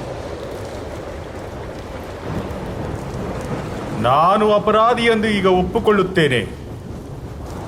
ಸರ್ವೇಶ್ವರನು ಸತ್ಯವಂತನು, ನಾನು ನನ್ನ ಜನರು ತಪ್ಪಿತಸ್ಥರು. ಈ ಭಯಂಕರವಾದ ಗುಡುಗು, ಆನೆಕಲ್ಲು ಮಳೆ ಇವೆಲ್ಲವೂ ಸಾಕಾಗಿದೆ. ಇವುಗಳನ್ನು ನಿಲ್ಲಿಸುವಂತೆ ನಿನ್ನ ದೇವರಾದ ಸರ್ವೇಶ್ವರನನ್ನು ಪ್ರಾರ್ಥಿಸು. ಈ ದೇಶವನ್ನು ಬಿಟ್ಟು ಹೋಗುವಂತೆ ನಿಮಗೆ ಅಪ್ಪಣೆ ಕೊಡುವೆನು. ಇನ್ನು ನಿಮ್ಮನ್ನು ತಡೆಯುವುದಿಲ್ಲ. ನಾನು ಈ ಪಟ್ಟಣದಿಂದ ಆಚೆ ಹೋದ ಕೂಡಲೇ ಸರ್ವೇಶ್ವರ ಸ್ವಾಮಿಯ ಕಡೆಗೆ ಕೈಯೆತ್ತಿ ಪ್ರಾರ್ಥಿಸುವೆನು. ಆಗ ಗುಡುಗು ಮತ್ತು ಕಲ್ಲಿನ ಮಳೆಯು ನಿಂತು ಹೋಗುವವು. ಇದರಿಂದ ಇಡೀ ಲೋಕವು ಸರ್ವೇಶ್ವರನ ಅಧೀನದಲ್ಲಿದೆ ಎಂದು ತಾವು ತಿಳಿದುಕೊಳ್ಳುವಿರಿ. ಮೋಶೆ ಫರೋಹನನ್ನು ಬಿಟ್ಟು ಪಟ್ಟಣದಿಂದ ಹೊರಗೆ ಬಂದು ಸರ್ವೇಶ್ವರ ಸ್ವಾಮಿಯ ಕಡೆಗೆ ಕೈ ಎತ್ತಿ ಪ್ರಾರ್ಥಿಸಿದಾಗ ಗುಡುಗು, ಆಲಿಕಲ್ಲು, ಮಳೆ ನಿಂತು ಹೋದವು. ಇದನ್ನು ಕಂಡ ಫರೋಹನು ಅವನ ಪರಿವಾರದವರು ತಮ್ಮ ಹೃದಯಗಳನ್ನು ಪುನಃ ಕಠಿಣವಾಗಿಸಿಕೊಂಡು ಪಾಪ ಕಟ್ಟಿಕೊಂಡರು. ಆಗ ಸರ್ವೇಶ್ವರ ಸ್ವಾಮಿ ಮಿಡತೆಗಳ ದಂಡನ್ನು ಬರಮಾಡಿದರು. ನೆಲ ಕರ್ರಗೆ ಕಾಣಿಸುವಷ್ಟು ಅವು ಭೂಮಿಯನ್ನು ಆವರಿಸಿಕೊಂಡವು. ಹೊಲ ಗದ್ದೆಗಳ ಮರಗಳನ್ನು, ಚಿಗುರುಗಳನ್ನು ತಿಂದುಬಿಟ್ಟವು. ಆಗ ಸರ್ವೇಶ್ವರ ಸ್ವಾಮಿ ಈಜಿಪ್ಟಿನ ಮೇಲೆ 3 ದಿನಗಳ ಕಾಲ ಕಾರ್ಗತ್ತಲ್ಲಿ ಮುಚ್ಚಿಕೊಳ್ಳುವಂತೆ ಮಾಡಿದರು. ಆದರೆ ಇಸ್ರಾಯೇಲರು ವಾಸವಾಗಿದ್ದ ಸ್ಥಳದಲ್ಲಿ ಬೆಳಕಿತ್ತು. ನೀವು ಹೋಗಿ ನಿಮ್ಮ ದೇವರಿಗೆ ಆರಾಧನೆ ಮಾಡಿ ಬರಬಹುದು. ನಿಮ್ಮ ಮಡದಿ ಮಕ್ಕಳು ಹೋಗಿ ಬರಬಹುದು. ನಿಮ್ಮ ದನಕರುಗಳು ಮಾತ್ರ ಇಲ್ಲೇ ಬಿಟ್ಟು ಹೋಗಬೇಕು. ನಮ್ಮ ದೇವರಾದ ಸರ್ವೇಶ್ವರ ಸ್ವಾಮಿಗೆ ನಾವು ಸಮರ್ಪಿಸಬೇಕಾದ ಬಲಿಗಳಿಗೂ ದಹನ ಬಲಿಗಳಿಗೂ ಬೇಕಾದ ಪ್ರಾಣಿಗಳನ್ನು ತೆಗೆದುಕೊಂಡು ಹೋಗುವುದನ್ನು ನಮಗೆ ಬಿಡಿ. ಅದು ಮಾತ್ರವಲ್ಲ, ನಿಮ್ಮ ಎಲ್ಲ ಪಶು ಪ್ರಾಣಿಗಳನ್ನು ತೆಗೆದುಕೊಂಡು ಹೋಗಲು ಅಪ್ಪಣೆ ಕೊಡಿ. ಈ ಪಶು ಪ್ರಾಣಿಗಳಿಂದಲೇ ನಮ್ಮ ದೇವರಾದ ಸರ್ವೇಶ್ವರ ಸ್ವಾಮಿಗೆ ಬಲಿಯೊಪ್ಪಿಸಬೇಕಾಗಿದೆ ಅಲ್ಲವೇ? ಯಾವ ಯಾವ ಪ್ರಾಣಿಗಳನ್ನು ಅರ್ಪಿಸಬೇಕೋ ಅದು ನಾವು ಅಲ್ಲಿಗೆ ಸೇರುವುದಕ್ಕೆ ಮುಂಚೆ ನಮಗೆ ತಿಳಿಯದು. ಹೇ ಮೋಶೆ, ಎಲ್ಲಿಂದ ಹೊರಡು. ನಿನ್ನ ನಿಬಂಧನೆಗಳನ್ನು ನಾನು ಒಪ್ಪುವುದಿಲ್ಲ. ಇನ್ನು ಮುಂದೆ ನನ್ನ ಸಮ್ಮುಖಕ್ಕೆ ಬರಲೇಬೇಡ. ಎಚ್ಚರಿಕೆ, ತಿರುಗಿ ಬಂದೇ ಆದರೆ ಮರಣದಂಡನೆ ಆಗುವುದು. ಸರ್ವೇಶ್ವರ ಸ್ವಾಮಿ ಮೋಶೆಯನ್ನು ಫರೋಹನ ಬಳಿಗೆ ಮತ್ತೆ ಕಳುಹಿಸಿದರು, ಮುಂದೆ ಬರುವ ಪಿಡುಗಿನ ಬಗ್ಗೆ ತಿಳಿಸಲು ಮತ್ತು ಇಸ್ರಾಯೇಲರು ಅಲ್ಲಿಂದ ಹೊರಡುವ ಸಮಯ ಬಂತೆಂದು ಹೇಳಿದರು. ಫರೋಹ ಅರಸರೇ, ದೇವರು ನನಗೆ ನೀಡಿದ ಆಜ್ಞೆ ಇದು. ದೇವರು ನಡುರಾತ್ರಿ ವೇಳೆಯಲ್ಲಿ ಈಜಿಪ್ಟಿನವರ ನಡುವೆ ಹಾದು ಹೋಗುವರು. ಆಗ ಸಿಂಹಾಸನರೂಢನಾದ ನೀವು ನಿಮ್ಮ ಚೊಚ್ಚಲ ಮಗನನ್ನು ಮೊದಲುಗೊಂಡು ಬೀಸುಗಲ್ಲನ್ನು ಹಿಡಿದು ಕೂತಿರುವ ದಾಸಿಯ ಚೊಚ್ಚಲ ಮಗನವರೆಗೂ ಈಜಿಪ್ಟ್ ದೇಶದ ಚೊಚ್ಚಲ ಮಕ್ಕಳೆಲ್ಲರೂ ಸಾಯುವರು. ಆಗ ಈಜಿಪ್ಟ್ ದೇಶದಲ್ಲಿ ದೊಡ್ಡ ಗೋಳಾಟ ಉಂಟಾಗುವುದು. ಅಂತಹ ಗೋಳಾಟ ಈವರೆಗೂ ಇರಲಿಲ್ಲ, ಮುಂದೆಯೂ ಇರುವುದಿಲ್ಲ. ನೀವೆಲ್ಲರೂ ದೇವರ ಬಳಿಗೆ ಬಂದು ಅಡ್ಡ ಬಿದ್ದು, ನೀವು ನಿಮ್ಮ ಅಧೀನದಲ್ಲಿರುವ ಜನರೆಲ್ಲರೂ ನಮ್ಮನ್ನು ಬಿಟ್ಟು ಹೊರಡಿ ಎಂದು ಬೇಡುವಿರಿ. ಇದಾದ ಮೇಲೆ ನಾವು ಹೊರಟು ಹೋಗುವೆವು.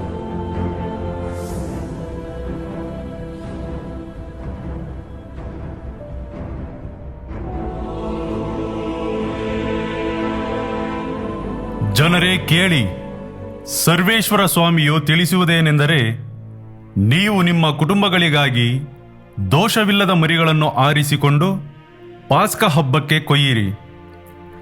ಹೀಸೋಫ್ ಗಿಡದ ಕುಚ್ಚನ್ನು ಬಟ್ಟಲಿನಲ್ಲಿರುವ ಆ ದೋಷವಿಲ್ಲದ ಮರಿಯ ರಕ್ತದಲ್ಲಿ ಅದ್ದಿ ಬಾಗಿಲಿನ ಪಟ್ಟಿಗೂ ಅದರ ನಿಲುವು ಕಂಬಗಳೆರಡಕ್ಕೂ ಹಚ್ಚಿರಿ. ಬಳಿಕ ನಿಮ್ಮಲ್ಲಿ ಯಾರೊಬ್ಬರೂ ಸೂರ್ಯೋದಯದವರೆಗೂ ಬಾಗಿಲಿನಿಂದ ಹೊರಗೆ ಹೋಗಕೂಡದು. ನಾವೇಕೆ ಹೊರಗಡೆ ಹೋಗಬಾರದು? ಸರ್ವೇಶ್ವರ ಈಜಿಪ್ಟಿನವರನ್ನು ವಧಿಸಲು ಆ ದೇಶದ ನಡುವೆ ಹಾದು ಹೋಗುವರು. ಏನಾಶ್ಚರ್ಯ! ದೇವರು ಬರುವರೆ. ನಮ್ಮ ದೇವರಿಗೆ ನಮ್ಮ ಮೇಲಿರುವ ಪ್ರೀತಿಯನ್ನು ನೋಡಿ. ಕೇಳಿ, ದೇವರ ಮಹತ್ಕಾರ್ಯವನ್ನು ವರ್ಣಿಸಲು ಸಾಧ್ಯವಿಲ್ಲ. ಆದ್ದರಿಂದ ದೇವರು ಹಾದು ಹೋಗುವಾಗ ನಿಮ್ಮ ನಿಮ್ಮ ಮನೆ ಬಾಗಿಲಿನ ಮೇಲ್ಪಟ್ಟಿಯಲ್ಲೂ ಹಾಗೂ 2 ನಿಲುವು ಕಂಬಗಳಲ್ಲೂ ಆ ರಕ್ತವನ್ನು ಕಂಡು ಮುಂದಕ್ಕೆ ದಾಟು ಹೋಗುವರು. ನಿಮ್ಮನ್ನು ವಧಿಸಲು ವಿನಾಶಕನನ್ನು ನಿಮ್ಮ ಮನೆಗಳಿಗೆ ಅವರು ಬರಮಾಡುವುದಿಲ್ಲ. ನೀವು ಮತ್ತು ನಿಮ್ಮ ಸಂತತಿಯವರು ಈ ನಿಯಮವನ್ನು ಶಾಶ್ವತವಾಗಿ ಆಚರಿಸಬೇಕು. ಸರ್ವೇಶ್ವರ ತಮ್ಮ ವಾಗ್ದಾನದ ಮೇರೆಗೆ ನಿಮಗೆ ಕೊಡುವ ನಾಡಿಗೆ ನೀವು ಸೇರಿದಾಗ ಈ ವಿಧಿಯನ್ನು ಅನುಸರಿಸಬೇಕು. ಜನರೇ, ನಿಮ್ಮ ಮಕ್ಕಳು ನೀವು ನಡೆಸುವ ಈ ವಿಧಿಯ ಅರ್ಥವೇನು ಎಂದು ಕೇಳಿದಾಗ ನೀವು ಅವರಿಗೆ, ಸರ್ವೇಶ್ವರ ಸ್ವಾಮಿ ಈಜಿಪ್ಟಿನವರನ್ನು ಸಂಹರಿಸಿದಾಗ ಆ ದೇಶದಲ್ಲೇ ಇದ್ದ ಇಸ್ರಾಯೇಲರ ಮನೆಗಳನ್ನು ಪ್ರವೇಶಿಸದೆ ಮುಂದಕ್ಕೆ ದಾಟಿ ನಮ್ಮವರನ್ನು ಉಳಿಸಿದರು. ಆದ್ದರಿಂದ ಸರ್ವೇಶ್ವರ ಸ್ವಾಮಿಯ ಗೌರವಾರ್ಥ ಈ ಪಾಸ್ಕ ಬಲಿ ಆಚರಣೆಯನ್ನು ನಡೆಸುತ್ತಿದ್ದೇವೆ ಎಂದು ಉತ್ತರ ಕೊಡಿ.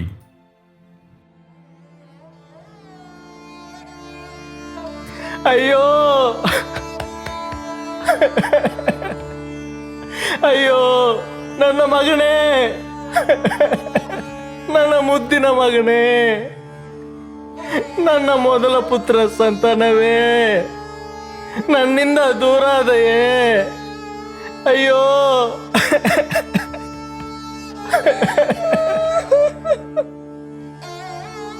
ಯಜಮಾನರೇ, ನೋಡಿ ನಿಮ್ಮ ಪುತ್ರನನ್ನು.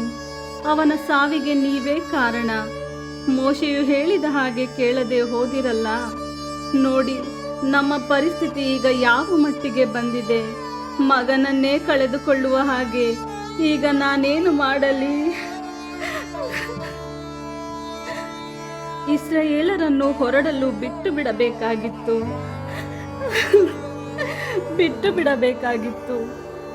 ನೋಡಿ, ನಮ್ಮ ಮನೆ ಮಾತ್ರವಲ್ಲ, ಈಜಿಪ್ಟಿನ ಎಲ್ಲ ಮನೆಗಳಲ್ಲೂ ಸೂತಕ ಆವರಿಸಿದೆ. ಎಲ್ಲ ಪ್ರಾಣಿಗಳ, ಮನುಷ್ಯರ ಚೊಚ್ಚಲ ಮಕ್ಕಳನ್ನು ಹಿಬ್ರಿಯರ ದೇವರು ಸಂಹರಿಸಿದ್ದಾರೆ. ಅಯ್ಯೋ ಅಯ್ಯೋ ದೇವ್ರೇ, ಅಯ್ಯೋ, ನಾನಾಕೆ ಅಸಡ್ಡೆ ತೋರಿಸಿದೆ. ಗರ್ವದಿಂದ ಬೆರೆದೆ. ಆದರೆ ಕೊನೆಗೆ ನನ್ನ ಮಗನಲ್ಲೇ ಬಲಿ ಕೊಟ್ಟೆ. ನನ್ನ ಮಗನಲ್ಲೇ ಬಲಿ ಕೊಟ್ಟೆ. ನನ್ನ ಮಗನಲ್ಲೇ ಬಲಿ ಕೊಟ್ಟೆ.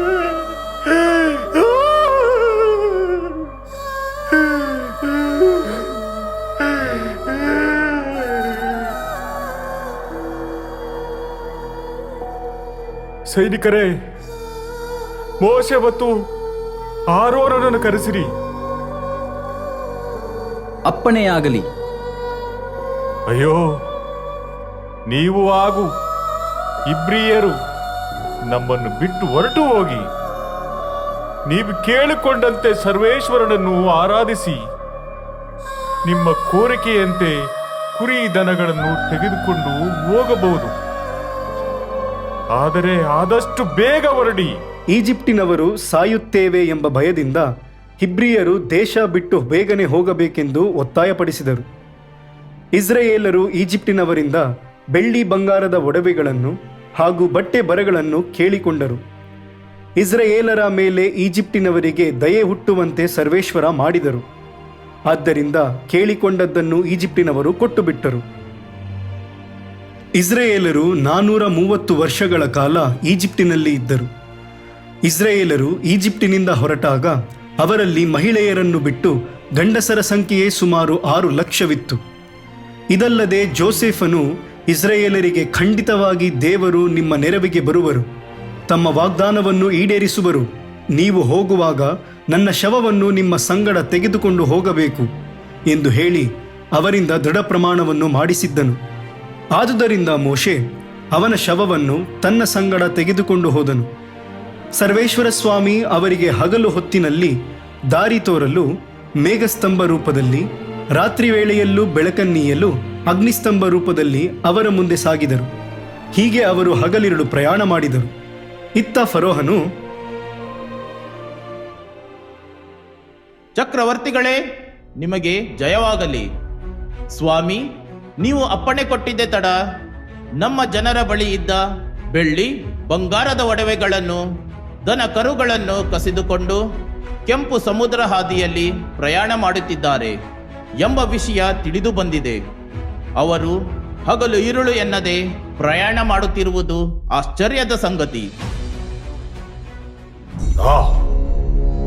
ನಮಗೆ ಗುಲಾಮರಾಗಿದ್ದ, ನಾವು ಕೊಟ್ಟ ಭಿಕ್ಷೆಯಲ್ಲಿ ಬದುಕುತ್ತಿದ್ದ ಆ ಗುಲಾಮ ಇಸ್ರಾಯೇಲರಿಂದ ನನಗೆ, ನನ್ನ ಪ್ರಜೆಗಳಿಗೆ ತುಂಬಲಾರದಷ್ಟು ನಷ್ಟವಾಗಿದೆ.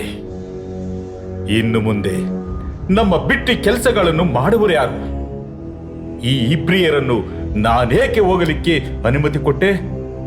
ನನಗೇ ಅರ್ಥವಾಗುತ್ತಿಲ್ಲ. ಸೈನಿಕರೇ, ಹೊರಡಿ, ಕಹಳೆಗಳನ್ನು ಮೊಳಗಿಸಿರಿ. ಯುದ್ಧಕ್ಕೆ ಕತ್ತಿ ಕಟಾರಿಗಳನ್ನು, ಅಶ್ವಗಳನ್ನು, ರಥಬಲವನ್ನು ಸಜ್ಜುಗೊಳಿಸಿರಿ. ಆ ಇಸ್ರಾಯೇಲರನ್ನು ಕೆಂಪು ಸಮುದ್ರದ ಬಳಿಯೇ ಅಡ್ಡಗಟ್ಟಿ ಅವರನ್ನು ಈಜಿಪ್ಟಿಗೆ ವಾಪಸ್ ಬರುವಂತೆ ಮಾಡೋಣ. ಅವರು ನನ್ನ ಆತ್ಮಗೌರವಕ್ಕೆ ಧಕ್ಕೆ ತಂದಿದ್ದಾರೆ. ಅವರಿಗೆ ತಕ್ಕ ಶಿಕ್ಷೆ ಆಗಬೇಕು. ಫರೋಹನು ತನ್ನ ಸೈನ್ಯ, ಕುದುರೆ, ರಥಗಳೊಂದಿಗೆ ಇಸ್ರಾಯೇಲರ ಬೆನ್ನತ್ತಿ ಬಂದನು. ಇಸ್ರಾಯೇಲರು ಕೆಂಪು ಸಮುದ್ರದ ತೀರದಲ್ಲಿ ತಂಗಿದ್ದರು. ಫರೋಹನು ಸಮೀಪಿಸುತ್ತಿರುವುದನ್ನು ಇಸ್ರಾಯೇಲರು ಕಂಡು ಬಹಳವಾಗಿ ಭಯಪಟ್ಟು ಸರ್ವೇಶ್ವರನಿಗೆ ಮೊರೆಯಿಟ್ಟರು.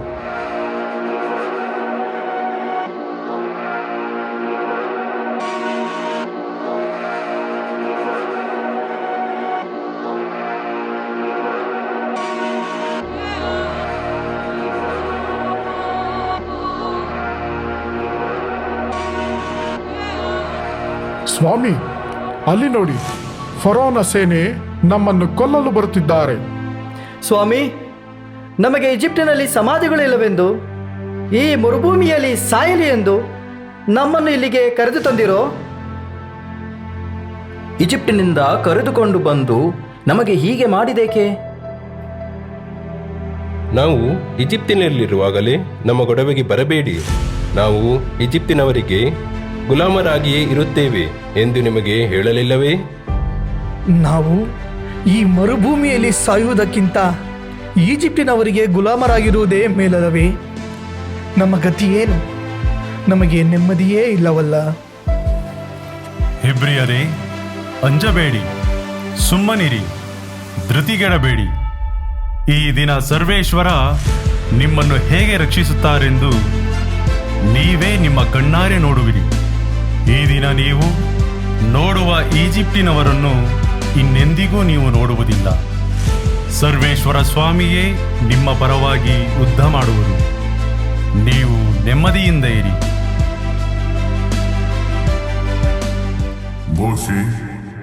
ಮೋಶೆ, ಇಸ್ರಾಯೇಲರಿಗೆ ಮುಂದಕ್ಕೆ ಹೊರಡಬೇಕೆಂದು ತಿಳಿಸು. ನೀನು ನಿನ್ನ ಕೋಲನ್ನು ಸಮುದ್ರದ ಮೇಲೆ ಚಾಚು. ನಾನು ಸಮುದ್ರವನ್ನು ಇಬ್ಬಾಗ ಮಾಡುವೆನು. ಆಗ ಇಸ್ರಾಯೇಲರು ಸಮುದ್ರದ ಮಧ್ಯದಲ್ಲಿ ಒಣಗಿದ ನೆಲದ ಮೇಲೆ ಹಾದು ಹೋಗುವರು. ಇತ್ತ ಇಸ್ರಾಯೇಲರ ಮುಂದೆ ಹೋಗುತ್ತಿದ್ದ ದೇವದೂತನು ಸ್ಥಳ ಬದಲಾಯಿಸಿ ಅದರ ಹಿಂದಕ್ಕೆ ಬಂದನು. ಅವರ ಮುಂಭಾಗದಲ್ಲಿದ್ದ ಮೇಘಸ್ತಂಭವು ಅಲ್ಲಿಂದ ಬಂದು ಅವರ ಹಿಂದೆ ನಿಂತುಕೊಂಡಿತು. ಈ ಮೇಘಸ್ತಂಭವು ಈಜಿಪ್ಟಿನವರ ಪಡೆಗೂ ಇಸ್ರಾಯೇಲರ ಪಡೆಗೂ ನಡುವೆ ಬಂದು ಈಜಿಪ್ಟಿನವರಿಗೆ ಕತ್ತಲೆಯನ್ನು ಉಂಟು ಮಾಡಿತು. ಇಸ್ರಾಯೇಲರಿಗೆ ರಾತ್ರಿಯನ್ನು ಬೆಳಕಾಗಿಸಿತು. ಈ ಕಾರಣ ಆ ರಾತ್ರಿಯೆಲ್ಲ ಒಂದು ಪಡೆಯವರು ಇನ್ನೊಂದು ಪಡೆಯವರ ಬಳಿಗೆ ಬರಲಾಗಲಿಲ್ಲ. ಇತ್ತ ಮೋಶೆ, ಇಸ್ರಾಯೇಲರೇ, ಭಯಪಡಬೇಡಿ. ಇಗೋ ನೋಡಿ ಸರ್ವೇಶ್ವರ ಸ್ವಾಮಿಯ ಭುಜಬಲದ ಪರಾಕ್ರಮ. ಕೆಂಪು ಸಮುದ್ರ ಸರ್ವೇಶ್ವರ ಸ್ವಾಮಿಯ ಆಜ್ಞೆಯಂತೆ ಇಬ್ಬಾಗವಾಗುವುದು.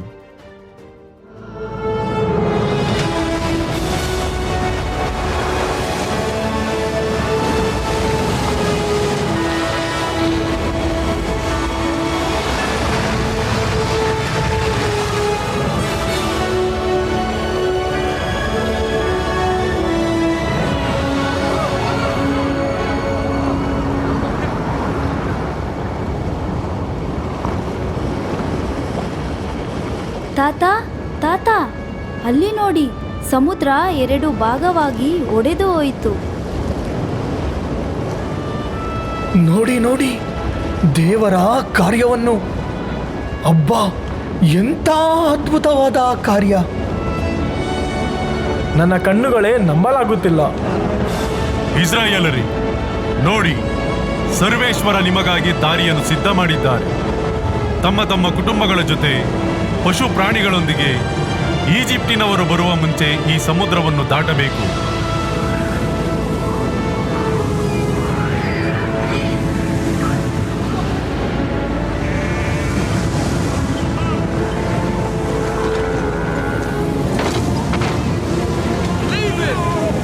ಸೇನಾಧಿಪತಿಯೇ, ಅಲ್ಲಿ ನೋಡಿ, ಇಸ್ರಾಯೇಲರು ನಮ್ಮಿಂದ ತಪ್ಪಿಸಿಕೊಳ್ಳಲು ಓಡುತ್ತಿದ್ದಾರೆ. ಹೊರಡಿ, ನಿಮ್ಮ ವಿವೇಚನೆಗೆ ತಕ್ಕಂತೆ ಯಾರನ್ನು ಕೊಲ್ಲಬೇಕೋ ಕೊಲ್ಲಿ, ಯಾರನ್ನು ಬಂಧಿಸಬೇಕೋ ಬಂಧಿಸಿ. ಹೊರಡಿ, ಬೇಗ ಹೊರಡಿ.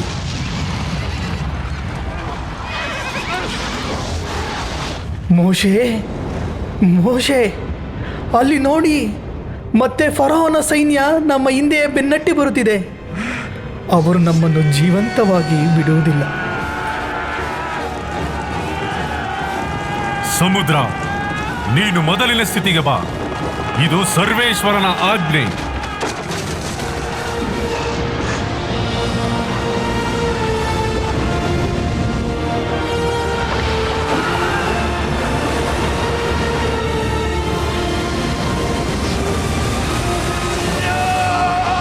ಇಸ್ರಾಯೇಲರೇ, ನಮ್ಮ ದೇವರಾದ ಸರ್ವೇಶ್ವರ ಶಕ್ತಿಯನ್ನು ಇಂದು ನೀವು ನಿಮ್ಮ ಕಣ್ಣಾರೆ ಕಂಡಿದ್ದೀರಿ. ನೋಡಿ, ಹೇಗೆ ಫರೋಹನ ಸೈನ್ಯ, ಕುದುರೆಗಳು, ರಥಗಳು ಸಮುದ್ರದ ಪಾಲಾಯಿತು. ಸರ್ವೇಶ್ವರನಲ್ಲಿ ನಂಬಿಕೆ ಇಟ್ಟು ಭಯ ಭಕ್ತಿಯಿಂದ ನಡೆದುಕೊಳ್ಳಿ.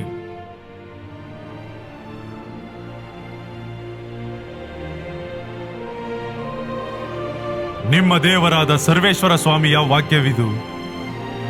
ನೀವು ನಿಮ್ಮ ದೇವರಾದ ಸರ್ವೇಶ್ವರನ ಮಾತನ್ನು ಶ್ರದ್ಧೆಯಿಂದ ಕೇಳಿ, ಅವರ ದೃಷ್ಟಿಗೆ ಸರಿಬೀಳುವುದನ್ನೇ ಮಾಡಿ, ಅವರ ಆಜ್ಞೆಗಳಿಗೆ ವಿಧೇಯರಾಗಿದ್ದು ಅವರ ಕಟ್ಟಳೆಗಳನ್ನೆಲ್ಲ ಅನುಸರಿಸಿ ನಡೆದರೆ ನಿಮಗೆ ಯಾವ ವ್ಯಾಧಿಯನ್ನು ನಿಮಗೆ ಬರಮಾಡುವುದಿಲ್ಲ. ಸರ್ವೇಶ್ವರನೆಂಬ ಅವರೇ ನಿಮಗೆ ಆರೋಗ್ಯದಾಯಕ. ಕುಡಿಯುವುದಕ್ಕೇನೋ ನೀರು ಸಿಕ್ಕಿತು, ಆದರೆ ತಿನ್ನಲಿಕ್ಕೆ ಏನೂ ಇಲ್ಲವಲ್ಲ. ನೋಡಿ, ನನ್ನ ಮಕ್ಕಳು ಸರಿಯಾದ ಊಟವಿಲ್ಲದೆ ಹೇಗೆ ಸೊರಗಿ ಹೋಗಿದ್ದಾರೆ. ಹೊಟ್ಟೆ ಹಸಿವಿನಿಂದ ಸುಸ್ತಾಗಿ ಮಕ್ಕಳು ಹಿರಿಯರು ತಲೆ ತಿರುಗಿ ಎಲ್ಲೆಂದರಲ್ಲಿ ಬೀಳುತ್ತಿದ್ದಾರೆ. ನಮ್ಮ ಜನಾಂಗವನ್ನು ಹಸಿವಿನಿಂದ ಸಾಯಿಸಬೇಕೆಂದು ಈ ಮರುಭೂಮಿಗೆ ಕರೆದು ತಂದಿದ್ದಾರೆಂದು ಅನಿಸುತ್ತಿದೆ. ನಾವು ಈಜಿಪ್ಟಿನಲ್ಲಿದ್ದಾಗ ಸರ್ವೇಶ್ವರ ಕೈಯಿಂದಲೇ ಸತ್ತಿದ್ರೆ ಎಷ್ಟೋ ಲೇಸಾಗಿತ್ತು. ಅಲ್ಲಿ ಬೇಕಾದಷ್ಟು ರೊಟ್ಟಿ ಮಾಂಸ ಆಹಾರವನ್ನು ಹೊಟ್ಟೆ ತುಂಬ ತಿನ್ನುತ್ತಿದ್ದೆವು. ಸರ್ವೇಶ್ವರ ಸ್ವಾಮಿ ನಿಮ್ಮ ಗುಣಗಾಟವನ್ನು ಕೇಳಿದ್ದಾರೆ. ಸ್ವಲ್ಪ ತಾಳ್ಮೆಯಿಂದ ಇರಿ. ಇಸ್ರಾಯೇಲರ ಗುಣಗಾಟ ನನಗೆ ಕೇಳಿಸಿತು. ಅವರಿಗೆ ಸಂಜೆ ಮಾಂಸವನ್ನು, ಬೆಳಗ್ಗೆ ಬೇಕಾದಷ್ಟು ರೊಟ್ಟಿಯನ್ನು ತಿನ್ನುವಿರಿ. ಇದರಿಂದ ನಾನು ನಿಮ್ಮ ದೇವರಾದ ಸರ್ವೇಶ್ವರ ಎಂದು ನಿಮಗೆ ಗೊತ್ತಾಗುವುದು ಎಂದು ತಿಳಿಸು. ಸಂಜೆಯಾಗುತ್ತಲೇ ಲಾವಕ್ಕಿಗಳು ಬಂದು ಅವರ ಪಾಳೆಯವನ್ನು ಮುಚ್ಚಿಕೊಂಡವು. ಬೆಳಗ್ಗೆ ಪಾಳೆಯದ ಸುತ್ತಲೂ ಮಂಜು ಬಿದ್ದಿತ್ತು. ಆ ಮಂಜು ಆರಿಹೋದ ನಂತರ ಮರುಭೂಮಿಯ ನೆಲದಲ್ಲಿ ಮಂಜಿನ ಹನಿಗಳಂತೆ ಏನೋ ಸಣ್ಣ ಸಣ್ಣ ರವೆಗಳು ಕಾಣಿಸಿದವು. ಇಸ್ರಾಯೇಲರು ಅದನ್ನು ಕಂಡು ಇದೇನೆಂದು ತಿಳಿಯದೆ ಒಬ್ಬರಿಗೊಬ್ಬರು ಮನ್ನಾ ಎಂದರು. ಮತ್ತೊಬ್ಬರು ಇದೇನಿರಬಹುದೆಂದು ವಿಚಾರಿಸಿದರು.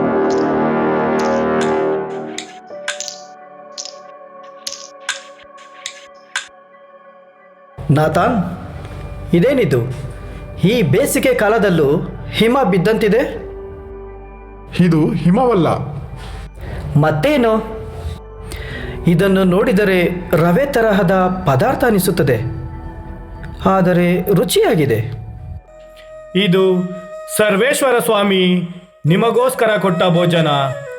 ಇದರ ವಿಷಯದಲ್ಲೂ ಅವರು ನಿಮಗೆ ಆಜ್ಞಾಪಿಸುವುದನ್ನು ಕೇಳಿ ಪ್ರತಿಯೊಬ್ಬನು ತನ್ನ ಕುಟುಂಬದ ಸಂಖ್ಯಾನುಸಾರ ತಲೆಗೆ 3 ಸೇರಂತೆ, ಅಂದರೆ ಒಬ್ಬೊಬ್ಬನು ಸರಾಸರಿ ತಿನ್ನುವಷ್ಟನ್ನು ತನ್ನ ಡೇರೆಯಲ್ಲಿರುವವರಿಗಾಗಿ ಕೂಡಿಸಿಕೊಳ್ಳಿರಿ.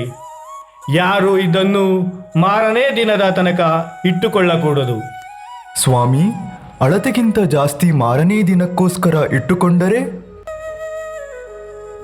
ಆಗ ಅದು ಹುಳ ಬಿದ್ದು ನಾತ ಹಿಡಿದು ಕೆಟ್ಟು ಹೋಗುತ್ತದೆ. ಇದು ಸರ್ವೇಶ್ವರ ಹೇಳಿದ ಮಾತು. ನಾಳೆ ವಿಶ್ರಾಂತಿಯ ದಿನ, ಸರ್ವೇಶ್ವರನ ಪರಿಶುದ್ಧ ಸಬ್ಬತ್ ದಿನ. ಅದಕ್ಕೋಸ್ಕರ ಹಿಂದಿನ ದಿನ ಆಹಾರವನ್ನು ನಿಮ್ಮ ಸಂಖ್ಯಾನುಸಾರ 2 ಪಟ್ಟು ಕೂಡಿಸಿಕೊಳ್ಳಿ. ಆಹಾರವು ಕೆಡುವುದಿಲ್ಲ, ಹುಳವೂ ಬೀಳುವುದಿಲ್ಲ, ಏಕೆಂದರೆ ಸಬ್ಬತ್ ದಿನದಂದು ನಿಮಗೆ ಆಹಾರ ದೊರೆಯುವುದಿಲ್ಲ. 6 ದಿನಗಳು ಮಾತ್ರ ದೊರೆಯುತ್ತದೆ.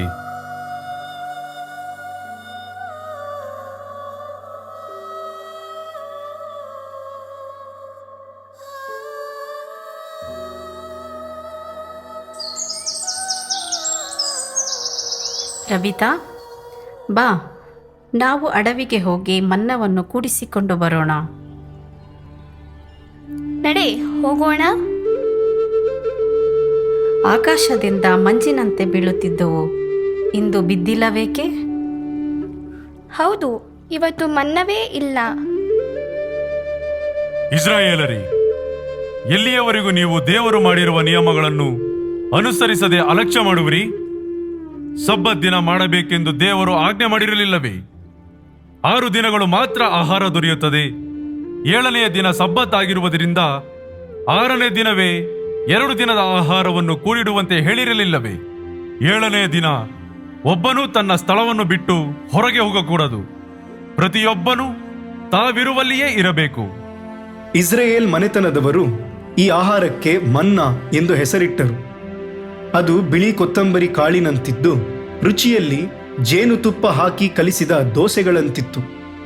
ಸರ್ವೇಶ್ವರ ಸ್ವಾಮಿಯ ಆಜ್ಞೆಯಂತೆ 3 ಸೇರು ಮನ್ನವನ್ನು ಮುಂದಿನ ಪೀಳಿಗೆಯವರು ನೋಡುವ ಹಾಗೆ ಅವರಿಗೋಸ್ಕರ ಒಂದು ಪಾತ್ರೆಯಲ್ಲಿ ಹಾಕಿ ಸ್ವಾಮಿ ಸರ್ವೇಶ್ವರನ ಸನ್ನಿಧಿಯಲ್ಲಿ ಇಡಲಾಯಿತು. ಇಸ್ರಾಯೇಲರು ಸರ್ವೇಶ್ವರನ ಅಪ್ಪಣೆಯ ಪ್ರಕಾರ ಸೀನ್ ಎಂಬ ಮರುಭೂಮಿಯಿಂದ ಹೊರಟು ಮುಂದಕ್ಕೆ ಪ್ರಯಾಣ ಮಾಡಿ ರೆಫಿದೀಮದಲ್ಲಿ ಇಳಿದುಕೊಂಡರು. ಅಲ್ಲಿ ಕುಡಿಯುವುದಕ್ಕೆ ನೀರಿರಲಿಲ್ಲ. ನಮಗೆ ಕುಡಿಯುವುದಕ್ಕೆ ನೀರು ತೋರಿಸಬೇಕು. ನೀವು ನನ್ನ ಸಂಗಡ ವಾದಿಸುವುದೇಕೆ? ಸರ್ವೇಶ್ವರನನ್ನು ಹೇಗೆ ಪರೀಕ್ಷಿಸುತ್ತೀರಿ? ನೀನು ನಮ್ಮನ್ನು, ನಮ್ಮ ಮಕ್ಕಳನ್ನು, ಈ ದನಾಕರುಗಳನ್ನು ಈಜಿಪ್ಟಿನಿಂದ ಕರೆತಂದದ್ದು ಏಕೆ? ನೀರಿಲ್ಲದೆ ಸಾಯಿಸುವುದಕ್ಕೋ? ಈ ಜನರಿಗಾಗಿ ನಾನೇನು ಮಾಡಲಿ? ಅವರು ನನ್ನನ್ನು ಕಲ್ಲೆಸೆದು ಕೊಲ್ಲುವಂತಿದ್ದಾರೆ. ನೀನು ನೈಲ್ ನದಿಯನ್ನು ಹೊಡೆದ ಕೋಲನ್ನು ಕೈಯಲ್ಲಿ ಹಿಡಿದುಕೊಂಡು ನಾನು ತೋರಿಸುವ ಸ್ಥಳಕ್ಕೆ ಜನರ ಮುಂದೆ ಹೋಗು.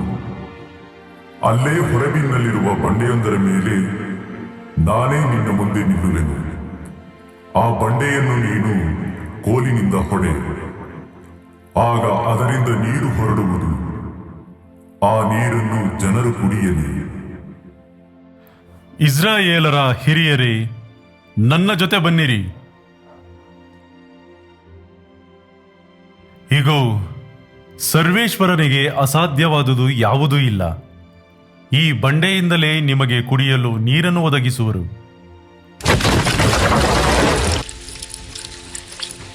ಅಗೋ ನೋಡಿ, ಬಂಡೆಯಿಂದ ನೀರು! ಎಂಥ ಅದ್ಭುತ! ಬಂಡೆಯ ಮಧ್ಯದಿಂದ ನೀರು ಚಿಮ್ಮುತ್ತಿದೆ. ನಮ್ಮ ದೇವರಾದ ಸರ್ವೇಶ್ವರನನ್ನು ಪರೀಕ್ಷಿಸಬಾರದು, ಅವರ ವಿರುದ್ಧ ಗೊಣಗುಟ್ಟಬಾರದು. ಇಸ್ರಾಯೇಲರು ಈಜಿಪ್ಟ್ ದೇಶದಿಂದ ಪ್ರಯಾಣ ಮಾಡುತ್ತಾ ಸೀನಾಯ್ ಬೆಟ್ಟಕ್ಕೆ ಎದುರಾಗಿ ಇಳಿದುಕೊಂಡರು. ಮೋಶೆ, ಹದ್ದು ತನ್ನ ಮರಿಗಳನ್ನು ರೆಕ್ಕೆಗಳ ಮೇಲೆ ಹೊತ್ತುಕೊಳ್ಳುವಂತೆ ನಾನು ಇಸ್ರಾಯೇಲರನ್ನು ಹೊತ್ತು ಈ ಸ್ಥಳಕ್ಕೆ ಸೇರಿಸಿದ್ದೇನೆ. ಆದ್ದರಿಂದ ನನ್ನ ಮಾತುಗಳನ್ನು ಶ್ರದ್ಧೆಯಿಂದ ಕೇಳಿ ನನ್ನ ನಿಬಂಧನೆಗಳನ್ನು ಅನುಸರಿಸಿ ನಡೆಯಿರಿ. ಮೋಶೆ ಜನರೆಲ್ಲರನ್ನೂ ಬೆಟ್ಟದ ತುದಿಯಲ್ಲಿ ನಿಲ್ಲುವಂತೆ ಹೇಳಿದನು. ದೇವದರ್ಶನಕ್ಕಾಗಿ ಜನರು ಕಾದುಕೊಂಡಿದ್ದರು. ಸರ್ವೇಶ್ವರ ಸ್ವಾಮಿ ಬೆಂಕಿಯ ರೂಪದಲ್ಲಿ ಆ ಬೆಟ್ಟದ ಮೇಲೆ ಇಳಿದು ಬಂದರು. ಆ ಹೊಗೆ ಆವಿಗೆಯ ಹೊಗೆಯಂತೆ ಏರಿತು. ಬೆಟ್ಟವೆಲ್ಲ ಬಹಳವಾಗಿ ಕಂಪಿಸಿತು. ತುತ್ತೂರಿಯ ಧ್ವನಿ ಹೆಚ್ಚು ಹೆಚ್ಚಾಗಿ ಬಂದಿತು. ಮೋಶೆ ಮಾತನಾಡಿದಾಗ ದೇವರು ಮೇಘ ಘರ್ಜನೆಯಿಂದ ಉತ್ತರ ಕೊಟ್ಟರು. ಮೋಶೆ ಬೆಟ್ಟವನ್ನೇರಿ ಮೇಲಕ್ಕೆ ಹೊರಟನು. 40 ದಿನಗಳು ಹಗಲಿರುಳು ತಂಗಿದ್ದನು. ಮೋಶೆ, ನಾನು ಇಸ್ರಾಯೇಲರಿಗೆ ಕೊಡುವ ಆಜ್ಞೆಗಳಿವೆ. ನಾನೇ ನಿನ್ನ ದೇವರಾದ ಸರ್ವೇಶ್ವರ. ಗುಲಾಮತನದಲ್ಲಿದ್ದ ನಿಮ್ಮನ್ನು ಈಜಿಪ್ಟಿನಿಂದ ಬಿಡುಗಡೆ ಮಾಡಿದವನು ನಾನು. ನಾನಲ್ಲದೆ ನಿಮಗೆ ಬೇರೆ ಯಾವ ದೇವರುಗಳೂ ಇರಕೂಡದು. ಆಕಾಶದಲ್ಲಾಗಲಿ ಭೂಮಿಯಲ್ಲಾಗಲಿ ಭೂಮಿಯ ಕೆಳಗಿನ ನೀರಿನಲ್ಲಾಗಲಿ ಇರುವ ಯಾವುದರ ರೂಪವನ್ನು ಅಥವಾ ವಿಗ್ರಹವನ್ನು ಮಾಡಿಕೊಳ್ಳಬೇಡ. ಅವುಗಳಿಗೆ ಅಡ್ಡಬೀಳಬೇಡ. ಅವುಗಳನ್ನು ಆರಾಧಿಸಬೇಡ. ಏಕೆಂದರೆ ನಾನೇ ನಿನ್ನ ದೇವರಾದ ಸರ್ವೇಶ್ವರ. ನನಗೆ ಸಲ್ಲತಕ್ಕ ಗೌರವವನ್ನು ನಾನು ಮತ್ತೊಬ್ಬನಿಗೆ ಸಲ್ಲಗೊಳಿಸುವುದಿಲ್ಲ. ನನ್ನನ್ನು ದ್ವೇಷಿಸುವವರನ್ನು ದಂಡಿಸುತ್ತೇನೆ. ಅವರ ದೋಷಫಲವನ್ನು ಅವರ ಮಕ್ಕಳ ಮೇಲೆ 3-4 ತಲೆಮಾರುಗಳವರೆಗೆ ಬರಮಾಡುತ್ತೇನೆ. ನನ್ನನ್ನು ಪ್ರೀತಿಸಿ ನನ್ನ ಆಜ್ಞೆಗಳನ್ನು ಕೈಗೊಳ್ಳುವವರಿಗೆ 1000 ತಲೆಮಾರುಗಳವರೆಗೆ ದಯ ತೋರುತ್ತೇನೆ. ನಿನ್ನ ದೇವರಾದ ಸರ್ವೇಶ್ವರನ ಹೆಸರನ್ನು ದುರುಪಯೋಗಪಡಿಸಿಕೊಳ್ಳಬೇಡ. ಏಕೆಂದರೆ ಸರ್ವೇಶ್ವರನಾದ ನಾನು ನನ್ನ ಹೆಸರನ್ನು ದುರುಪಯೋಗಪಡಿಸುವವನನ್ನು ಶಿಕ್ಷಿಸದೆ ಬಿಡುವುದಿಲ್ಲ. ಸಬ್ಬತ್ ದಿನವನ್ನು ದೇವರ ದಿನವೆಂದು ತಿಳಿದು ಪವಿತ್ರವಾಗಿ ಆಚರಿಸು. 6 ದಿನಗಳು ದುಡಿದು ನಿನ್ನ ಕೆಲಸವನ್ನೆಲ್ಲ ಮಾಡು. 7ನೆಯ ದಿನ ದೇವರಾದ ಸರ್ವೇಶ್ವರನಿಗೆ ಮೀಸಲಾದ ವಿಶ್ರಾಂತಿ ದಿನ. ಅಂದು ನೀನು ಯಾವ ಕೆಲಸವನ್ನು ಮಾಡಬಾರದು. ಸರ್ವೇಶ್ವರನಾದ ನಾನು 6 ದಿನಗಳಲ್ಲಿ ಭೂಮಿಯಾಕಾಶಗಳನ್ನು ಸೃಷ್ಟಿ ಮಾಡಿ 7ನೆಯ ದಿನ ವಿಶ್ರಮಿಸಿಕೊಂಡೆನು. ಆದುದರಿಂದ ಅದನ್ನು ಸರ್ವೇಶ್ವರನ ವಿಶ್ರಾಂತಿ ದಿನವನ್ನಾಗಿ ಆಶೀರ್ವದಿಸಿ ಪವಿತ್ರಗೊಳಿಸಿದೆನು. ಸಬ್ಬತ್ ದಿನವನ್ನು ದೇವರ ದಿನವೆಂದು ತಿಳಿದು ಪವಿತ್ರವಾಗಿ ಆಚರಿಸು. 6 ದಿನಗಳು ದುಡಿದು ನಿನ್ನ ಕೆಲಸವನ್ನೆಲ್ಲ ಮಾಡು. 7ನೆಯ ದಿನ ದೇವರಾದ ಸರ್ವೇಶ್ವರನಿಗೆ ಮೀಸಲಾದ ವಿಶ್ರಾಂತಿ ದಿನ. ಅಂದು ನೀನು ಯಾವ ಕೆಲಸವನ್ನು ಮಾಡಬಾರದು. ಸರ್ವೇಶ್ವರನಾದ ನಾನು 6 ದಿನಗಳಲ್ಲಿ ಭೂಮಿಯಾಕಾಶಗಳನ್ನು ಸೃಷ್ಟಿ ಮಾಡಿ 7ನೆಯ ದಿನ ವಿಶ್ರಮಿಸಿಕೊಂಡೆನು. ಆದುದರಿಂದ ಅದನ್ನು ಸರ್ವೇಶ್ವರನ ವಿಶ್ರಾಂತಿ ದಿನವನ್ನಾಗಿ ಆಶೀರ್ವದಿಸಿ ಪವಿತ್ರಗೊಳಿಸಿದೆನು. ನಿನ್ನ ತಂದೆ ತಾಯಿಗಳನ್ನು ಗೌರವಿಸು. ಗೌರವಿಸಿದರೆ ನಿನ್ನ ದೇವರು ಸರ್ವೇಶ್ವರನು ಆದ ನಾನು ನಿನಗೆ ಅನುಗ್ರಹಿಸಿರುವ ನಾಡಿನಲ್ಲಿ ಬಹುಕಾಲ ಬಾಳುವೆ.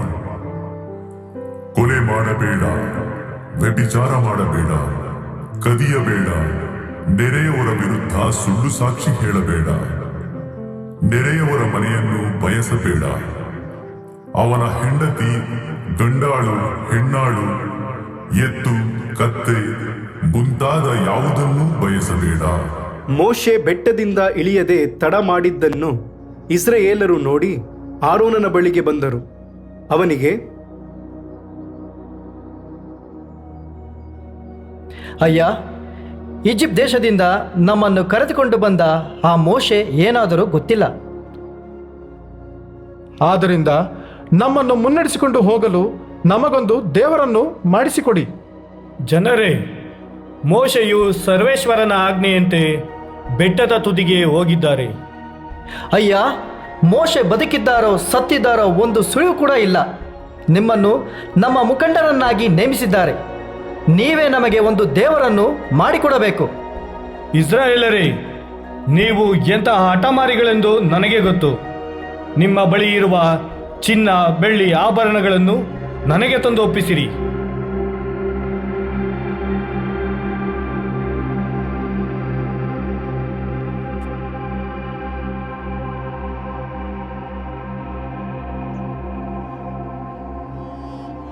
ಇಸ್ರಾಯೇಲರೇ, ನೋಡಿ, ನಿಮ್ಮನ್ನು ಈಜಿಪ್ಟಿನಿಂದ ಕರೆದುಕೊಂಡು ಬಂದ ದೇವರು ಇದೆ.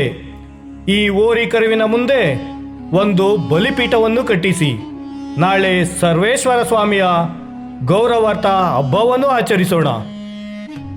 ಇಗೋ ನೋಡಿ, ನಮ್ಮ ದೇವರು ಸರ್ವೇಶ್ವರ ಇವರೇ, ನಮ್ಮನ್ನು ಈಜಿಪ್ಟಿನಿಂದ ಬಿಡುಗಡೆ ಮಾಡಿದವರು. ಇತ್ತ ಸರ್ವೇಶ್ವರ ಸ್ವಾಮಿಯು ಮೋಶೆಗೆ, ನೀನು ಕೂಡಲೇ ಬೆಟ್ಟದಿಂದ ಇಳಿದು ಹೋಗು. ಈಜಿಪ್ಟಿನಿಂದ ಕರೆದುಕೊಂಡು ಬಂದದ್ದು ನಾನು ಎಂಬುದನ್ನು ಮರೆತು ನಾನು ಅವರಿಗೆ ಆಜ್ಞಾಪಿಸಿದ ಮಾರ್ಗವನ್ನು ಇಷ್ಟು ಬೇಗ ತೊರೆದು ಬಿಟ್ಟಿದ್ದಾರೆ. ತಮಗೋಸ್ಕರ ಲೋಹದ ಹೋರಿಕರುವನ್ನು ಮಾಡಿಸಿಕೊಂಡು ಅದಕ್ಕೆ ಅಡ್ಡ ಬಿದ್ದು ಬಲಿ ಅರ್ಪಿಸುತ್ತಿದ್ದಾರೆ. ಈ ಜನರ ಸ್ವಭಾವ ನನಗೆ ಗೊತ್ತಿದೆ. ಇವರು ನನ್ನ ಆಜ್ಞೆಗೆ ಬಗ್ಗದ ಹಠಮಾರಿಗಳು. ಆದ ಕಾರಣ ನೀನು ನನಗೆ ಅಡ್ಡ ಬರಬೇಡ. ಇವರು ನನ್ನ ಕೋಪಾಗ್ನಿಯಲ್ಲಿ ಸುಟ್ಟು ಭಸ್ಮ ಮಾಡುವೆನು. ಬಳಿಕ ನಿನ್ನಿಂದ ಬೇರೆ ದೊಡ್ಡ ಜನಾಂಗ ಉದಯಿಸುವಂತೆ ಮಾಡುವೆನು. ಸ್ವಾಮಿ ಸರ್ವೇಶ್ವರ, ಮಹಾಶಕ್ತಿಯಿಂದಲೂ ಭುಜಬಲದಿಂದಲೂ ತಾವೇ ಈಜಿಪ್ಟಿನಿಂದ ಬಿಡಿಸಿದ ತಮ್ಮ ಪ್ರಜೆಗಳ ಮೇಲೆ ಕೋಪಾಗ್ನಿ ಕಾರಬಹುದೇ? ಸರ್ವೇಶ್ವರನು ಕೇಡು ಮಾಡಿಕೊಡಬೇಕೆಂಬ ಉದ್ದೇಶದಿಂದ ಇಸ್ರಾಯೇಲರನ್ನು ಮರುಭೂಮಿಗೆ ಕರೆದುಕೊಂಡು ಹೋದದ್ದು ಎಂದು ಆಡಿಕೊಳ್ಳುವುದಕ್ಕೆ ಎಡೆಮಾಡಿಕೊಡಬಹುದೇ? ತಾವು ಕೋಪಾಗ್ನಿಯನ್ನು ಬಿಟ್ಟು ಸರ್ವೇಶ್ವರ ತಮ್ಮ ಪ್ರಜೆಗೆ ಕೇಡು ಮಾಡಬೇಕೆಂಬ ಮನಸ್ಸನ್ನು ಮಾರ್ಪಡಿಸಿಕೊಳ್ಳಿ. ತಮ್ಮ ದಾಸರಾದ ಅಬ್ರಹಾಂ, ಈಸಾಕ ಹಾಗೂ ಯಾಕೋಬರನ್ನು ನೆನಪಿಗೆ ತಂದುಕೊಳ್ಳಿ. ತಾವು ತಮ್ಮ ಜೀವದಾಣೆ ಪ್ರಮಾಣ ಮಾಡಿ ಅವರಿಗೆ, ನಾನು ನಿಮ್ಮ ಸಂತತಿಯನ್ನು ಹೆಚ್ಚಿಸಿ ಆಕಾಶದ ನಕ್ಷತ್ರಗಳಷ್ಟು ಅಸಂಖ್ಯವಾಗಿ ಮಾಡುವೆನು, ನಾನು ಸೂಚಿಸಿರುವ ನಾಡನ್ನು ನಿಮಗೆ ಶಾಶ್ವತವಾಗಿ ನೀಡುವೆನು ಎಂದು ತಾವು ಮಾತು ಕೊಡಲಿಲ್ಲವೇ? ಆಗ ಸರ್ವೇಶ್ವರ ತಮ್ಮ ಪ್ರಜೆಗಳಿಗೆ ಮಾಡುವೆನೆಂದು ಹೇಳಿದ ಕೇಡಿನ ಬಗ್ಗೆ ಮನಸ್ಸನ್ನು ಮಾರ್ಪಡಿಸಿಕೊಂಡರು. ಪಾಳೆಯದ ಕಡೆಯಿಂದ ಕಾಳಗದ ಧ್ವನಿ ಕೇಳಿಸುತ್ತಿದೆ. ಯಾರೋ ನಮ್ಮ ಜನರ ಮೇಲೆ ಯುದ್ಧಕ್ಕೆ ಬಂದಿರಬಹುದು. ನನಗೆ ಕೇಳಿಸುವುದು ವಿಜಯ ಗೀತೆಯಲ್ಲ, ಅದು ಅಪಜಯದ ಗೀತೆಯೋ ಅಲ್ಲ. ಕೇಳಿಸುತ್ತಿದೆ ನನಗೆ ಸಂಗೀತ ಶ್ಲೋಕ.